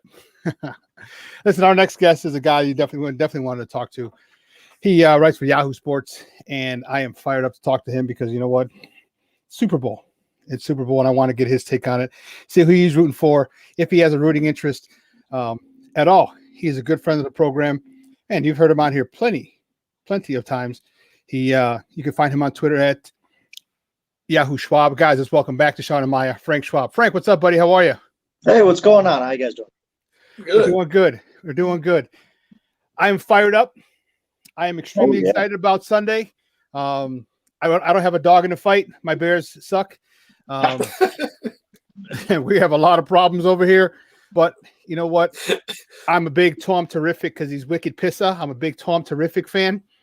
And I want him to go out. And I don't dislike Patrick Mahomes. I don't dislike the Chiefs. I don't dislike Andy Reid. But I'm just tired of everyone saying that they're the next dynasty. And I want Tom to say, hold on, player. I'm not handing that title over just yet. And that could be the way it goes. This is a fantastic matchup, isn't it? Like, it's one of those where we get this rare, like, it's almost the changing of the guard type of storyline where, you know, Tom's been doing this forever, and he's 43, and he was winning his first Super Bowl when Mahomes was still literally in elementary school. Like, it's you know, we've seen like Marino versus Montana, or you know, Favre versus Elway, or whatever. We've seen good quarterback matchups, but this one is so unique of a guy who's clearly has the greatest resume of all time among any NFL quarterback. You can't, if anybody argues that just because you hate Tom Brady, versus a guy who is putting together the foundation of a career that looks like it could challenge that. And you think about, like, what if Brady has 7 rings after this, Mahomes only has 1, then the race is probably over because I don't know Mahomes going to win 8. But if it's 6-2, it's different. Like, it's so, like, I hate to focus just on the quarterbacks because the game is so much more than that. But it's fascinating to think about the legacies of these guys and just kind of everything on the line in the Super Bowl and this great matchup. I think both teams are really good, really well coached, really playing well. It's going to be a great game. I hope the weather cooperates. I hope there's no rain or anything like that. I just want to see these two teams go at it and see what happens. You know, I'm a big, I said, Tom Brady fan, but I love Patrick Mahomes as well. I think, you know, he's obviously the young gun, and he's taking the crown over when Tom decides to give it up, and it could be, or he decides to take it. Talk to me about what you think Patrick Mahomes is going to be on Sunday, because he didn't have a very good Super Bowl last year. He played 3 bad quarters, but unfortunately for those who don't like the Chiefs, 1 quarter of the Chiefs can usually be the output of a whole game for some quarterbacks. And do you think now that going back a second time, he'll be a lot more relaxed because now he doesn't have these nervous jitters. He doesn't have, you know, plus COVID, that helps too. We're not having all the media over there and the craziness and the crazy questions and all this stuff. How do you think that Patrick Mahomes is going to come out? Because now he's already an MVP, a league MVP. He's already a Super Bowl winner. How do you think he's going to come out on Sunday? I think he's going to be fine. The one thing I worry about is if the Buccaneers pass rush gets to him. We all know by now that the Chiefs offensive line's beat up. It is, and that's a problem when you're going against Shaq Barrett, JPP, and Ndamukong Suh in the middle. Vita Vea is a good player. Back. Vita Vea's back, yes. Yeah, this team is really strong up front. And it just, like, look, we know what Kansas City wants to do. They want to take their deep shots, work underneath, but you can't take those deep shots if a guy's in your lap every play. You'd have to change your offense at that point. And their linebackers are so fast and good with Devin White and Levante David that I don't know that they're just going to be able to get the ball to Travis Kelce in the intermediate. These linebackers clean up a lot of that. So I don't love the matchup necessarily for the Chiefs offense, but they're just so good. They're just so good on offense. I think we're going to see Mahomes play really, really well. Remember last year, the 49ers defense is great. Like that team really played well on defense. It gave him some problems. The same way the Buccaneers might. I think we're going to see the best of Mahomes. Like you said, one quarter is enough usually with Mahomes and that offense. I think we're going to see them play really well from the jump. I really do. I think that, they're confident. They went, 16-1 this year in games Mahomes started. This team they're tough to stop. And you could see that I thought the Bills had a real shot in the AFC Championship game. And then midway through the first quarter, you're like, no. This Chiefs team is what was I doing picking against the Chiefs team? They can turn out your lights in a hurry, and I think we're going to see Mahomes just play remarkable football. Who knows? Buccaneers could still win the game because they're good too, but I think we're going to see Mahomes play like Patrick Mahomes. We all expect him to play. One of the things, and I mentioned to our last guest who writes for the Bucs, is it me or is the Tampa Bay offense not getting enough respect? Because we're all talking about the Chiefs. We're talking about the MVP Super Bowl champion Patrick Mahomes. We're talking about Tyreek Hill. We're talking about Travis Kelce. We're talking about this. And people aren't talking about Mike Evans, who's a Pro Bowl receiver. They're not talking about Godwin, who's a Pro Bowl receiver. Not talking about Antonio Brown, who at one point was the best receiver in the NFL for a 3 or 4 year stretch. You're not talking about Gronk, who's a multiple Super Bowl winner. We're not talking about that. And this offense, everything is Kansas City, explosive offense, unbelievable. But the Bucs can put up points too. Is it me or are they just not getting enough respect? And if they aren't, is that what Tom's going to say? Hey, listen, they don't give a damn about us. They're talking, everyone about this guy. We're pretty damn good too over here. Let's go out and show it. Yeah, I think that's a good point. That the Buccaneers offense, it's kind of weird, right? Because if you look, they have at least 2 Hall of Famers on offense, probably 3 if Antonio Brown. I don't know how they're going to debate Antonio Brown. That's a story for another day, though. Mm-hmm. And then between Evans, and Godwin, those guys have Hall of Fame talent. Would it surprise any of us if all 5 of those guys ended up in the Hall of Fame someday?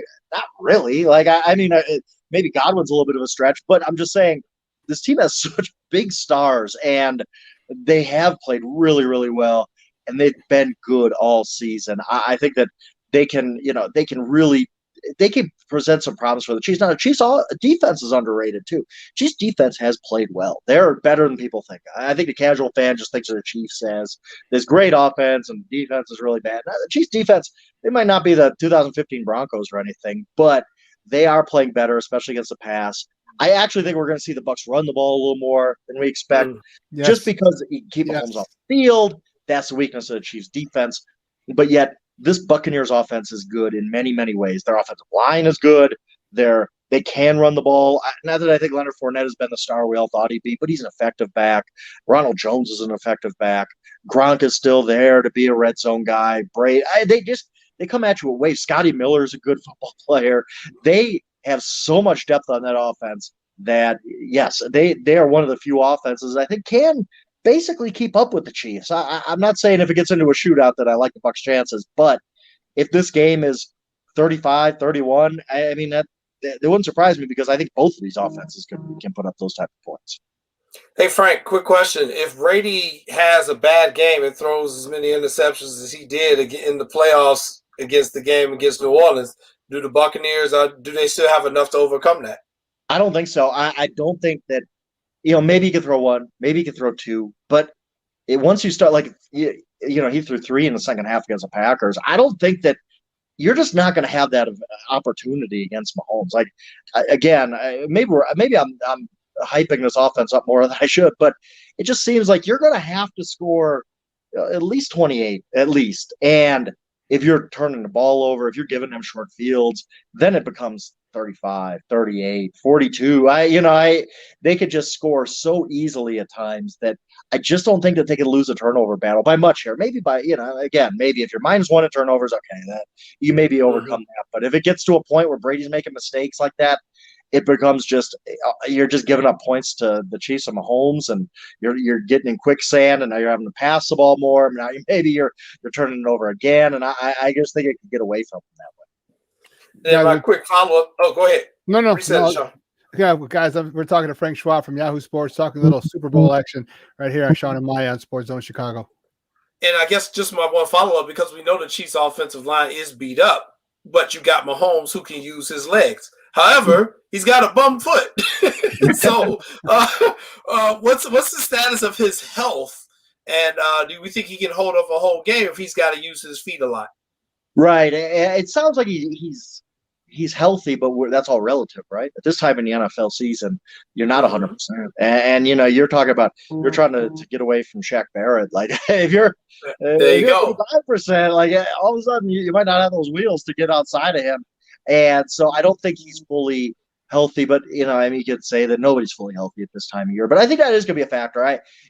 Mahomes isn't a guy. He's not Lamar, obviously. He's not that kind of guy, but he does at least create that in the back of your mind that if we don't keep contained, this guy can get outside of us and make life difficult a play or two here and there. And that will be. We'll see what he has health-wise going into this game that way. He had, I think, 40-some yards in last year's Super Bowl running. You could, again, the big run against the Titans in the AFC Championship game last year. He can do that, and that might be a way to slow down the Bucs pass rush if he beats them once or twice. Just getting outside, just making something happen out of nothing. Then all of a sudden you're just a little bit hesitant.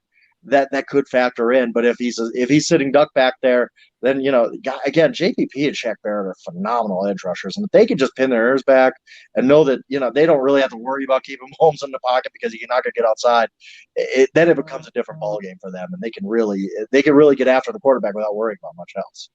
Yeah, but don't forget Vita Vea is back, and him and Ndamukong Suh, they're going to collapse that pocket in the middle. Or up the middle, and if they do, now you talk about those edge rushers can really worry about just get out there with speed rushes, because as soon as he steps up, you have people who are going to be there, competent people who Pro Bowlers who are going to be there to set it up, and I think that's going to be a huge thing. So I'm really looking forward to that matchup, and there's so many chess matches, so many angles to look at it from now that Vita Vea is back, because that middle is so fortified now. Yep.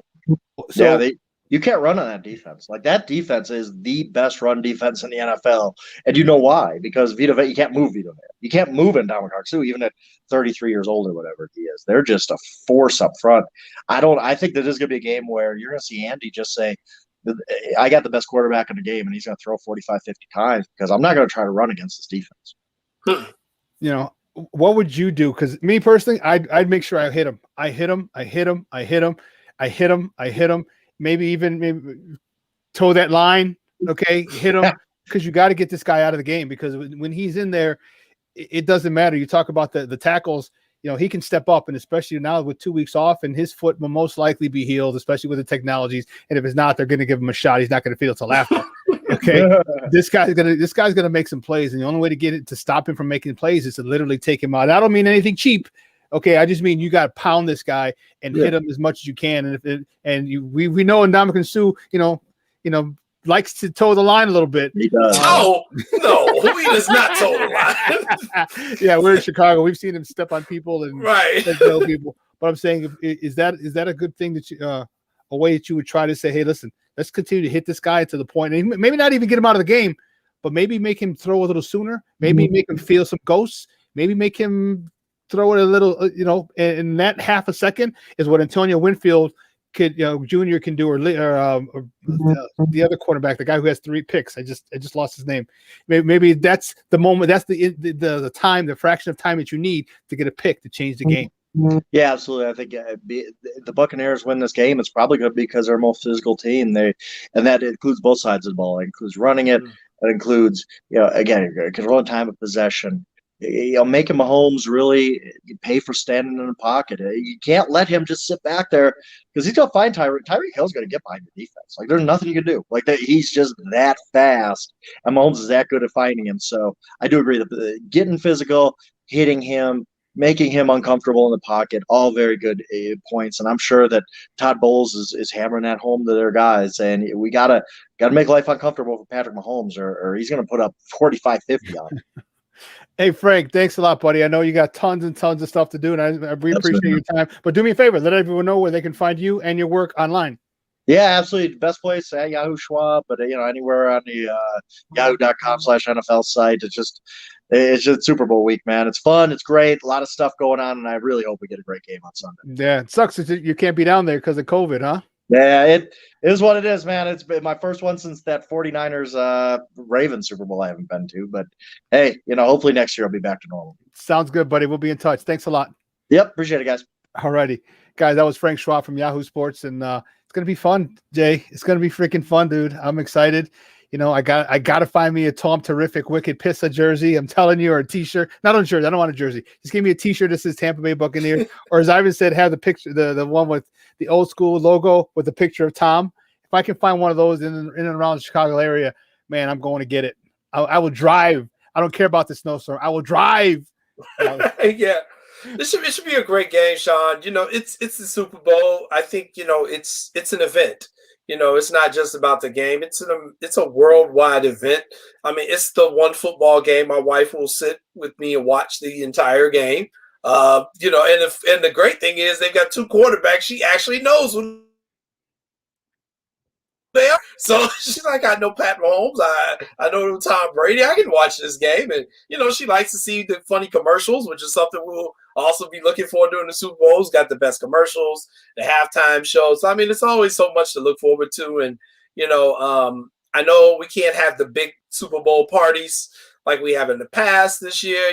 That kind of stinks. But, my wife and I, we're trying to put together our menu today, as a matter of fact, on what we're going to do for Sunday. So, I know you're a big food guy. What you got planned for Sunday, you and Ivan? I know you guys eat.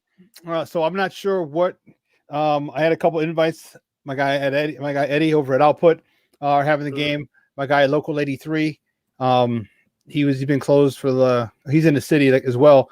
And so this is the first time he's going to be open in a minute. So he's having some people down there as well. I'm not sure. I know a buddy of mine had some people over for Championship Sunday. I was at his house on Championship Sunday, so he might have people over, and I might get an invite there as well. So it's going to be one of those three probably. We'll see. And if it's at my buddies at Local 83, they have what he usually does is he usually has food at halftime, and this is for a Bears game. So I'm sure he'll get some food and it'll be good. And I'm looking forward to it, man. Every aspect of this game is one that I'm really looking forward to. From can Brady take down Mahomes, okay, and keep his title as the best quarterback of all time, and I'm telling you know what, if it wasn't for those two passes for the Giants, the one to David Tyree, and the other one was Mario Manningham, I believe, on the sideline, dude, this guy would have 8 rings, dude. This guy would have 8 freaking Super Bowl rings, not 8 Super Bowl appearances. Not watch the Super Bowl 8 times. He would have 8 Super Bowl victories. Okay, I'm going to be devil's advocate on that just for 1 second. Okay. He should have 1 less ring because the Atlanta Falcons and the nonsense that they pulled, and Ivan's got the graphic for it. But, should he have actually won that Super Bowl? This is the anniversary, Shawn. I'd say yes. Because if you don't, hey, I'll tell you what, when I was with the Thunder, and in 2009, all right, we had just come back from winning the national championship the previous season, 2008. Okay, so in 2005, a team, the Lima Lions out of Lima, Ohio, they won the national championship. 2006, Chicago Thunder won the national championship. 2007. The Lima Lions won the national championship down in Florida. 2008, the Chicago Thunder won the national championship down in Florida. 2009, they had won. Their season starts earlier. So they had won their league and they were going down for the national championship game. And one of their guys had traveled from Ohio to Chicago to watch us play. We played the team out of Lake County, not Lake County, the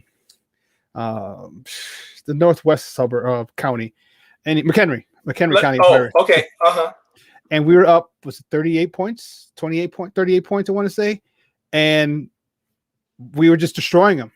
And Coach Terry decided not to put the starters back in. They had 3 or 4 onside kicks. 2 of them were not good. They were screwed up by the refs because I was standing at the 10-yard mark where you had to touch the ball. And so should we have won that as well? We should have, but we didn't. So the Atlanta Falcons, they should have won it, but they didn't. You got to give all the credit in the world to that dude right there. That dude right there is a dude who did it. And that dude right there, that's that dude. And that's 8. So, and then Patrick Mahomes saying, hey, listen, old timer, your time's up. It's time for the young guns, and I'm the young gun. I'm the young gun of young guns. There's so many different angles, man. And then my personal thing with Mike Kafka from St. Rita, being the quarterback's coach over there, with Pat O'Connor, with my offensive coordinator on the Buccaneers, those 2 on the Buccaneers. It's going to be just, and then the Tampa Bay offense being disrespected and overlooked. Like, come on, man. There's so many different things. I'm excited about it. I'm really, really excited. So who blinks first is the question. Who flinches first? We're going to find out on Sunday. Yeah, this should be fun, man. I'm really looking forward to it. It should be because of those dynamics, and when you ask everybody, for their prediction of who they think will win, everybody's like, well, this is who I want to win, but who do I think will win? Nobody can really answer the question.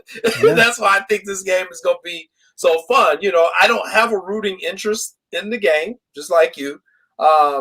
Well, you want Tom to win, so we'll say that. But I don't really have a rooting interest, but I really also don't know who I think is going to win. So I'm really kind of in a place here where I'm just going to really sit and watch the game and enjoy it and jump on with Ivan before and talk about it. This feels like, and if you guys, I know you remember, this feels like to me, Tennessee versus St. Louis. Like, this feels like one of those where it's like, man, this is talking 1990 or 2002.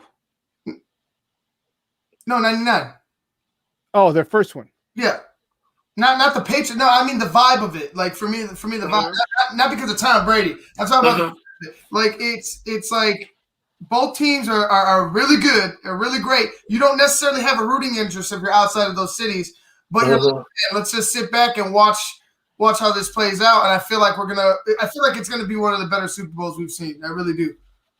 I hope so. And there have been a couple good ones because that was the Tennessee Rams. Yeah. And, that was when my man came up short on the last play of the game. A yard short. I was a little kid. I started crying because I was rooting against like a couple, like my brothers and like a couple people that were rooting it. Like it was just, I bought into it too much. So when I was no such thing as too much. Don't blaspheme. I was like, oh no! I was in tears. I was like, he didn't make it. I was like, he made it. I was like, he made it. See, no, he got back up off the ground and switched over.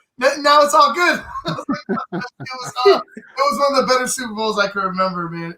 Like honestly, that was one of the more entertaining. I think this could match it. I really do. And it could come down to the field goals, could come down to the special teams, because both of these quarterbacks are so dynamic, and you leave somebody with a minute, 60 seconds, hell, 45 seconds. He leaves a quarterback with 45 seconds and need to get down for, God forbid, a touchdown, but a field goal. They need to get in position for a field goal. I mean, I love this because this is where big-time players make big-time plays. This is the Super Bowl, and all the big names usually show out, unless you're Timmy Smith and the Washington Redskins at that point, but the Washington football team now. Other than that, the big-time players make the big-time plays, and that's what's so awesome about it is you got the best of the best of the best going at it, and you got Patrick Mahomes, the MVP, Super Bowl winner, defending Super Bowl champ, and you got Tom. Who do you pick against? Who do you bet? I bet Tom because Patrick Mahomes is only the defending Super Bowl champion. I'm a bet on the Chiefs because Tom's only won 6 Super Bowl titles in his life.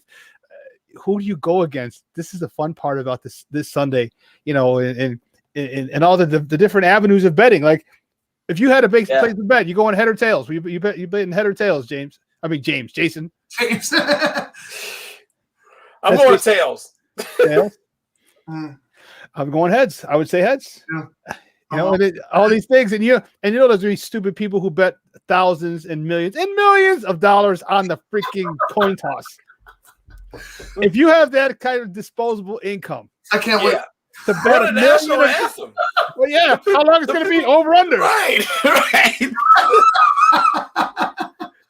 You know, see, this is why this is shady, because you know what the line is, and so you can as a singer you can say, okay, here's the line. It's 3 minutes and something seconds. Okay, I'm gonna have a friend of mine place a bet that it goes over. You got somebody in the practices with a timer sitting there, like she's averaging. Right.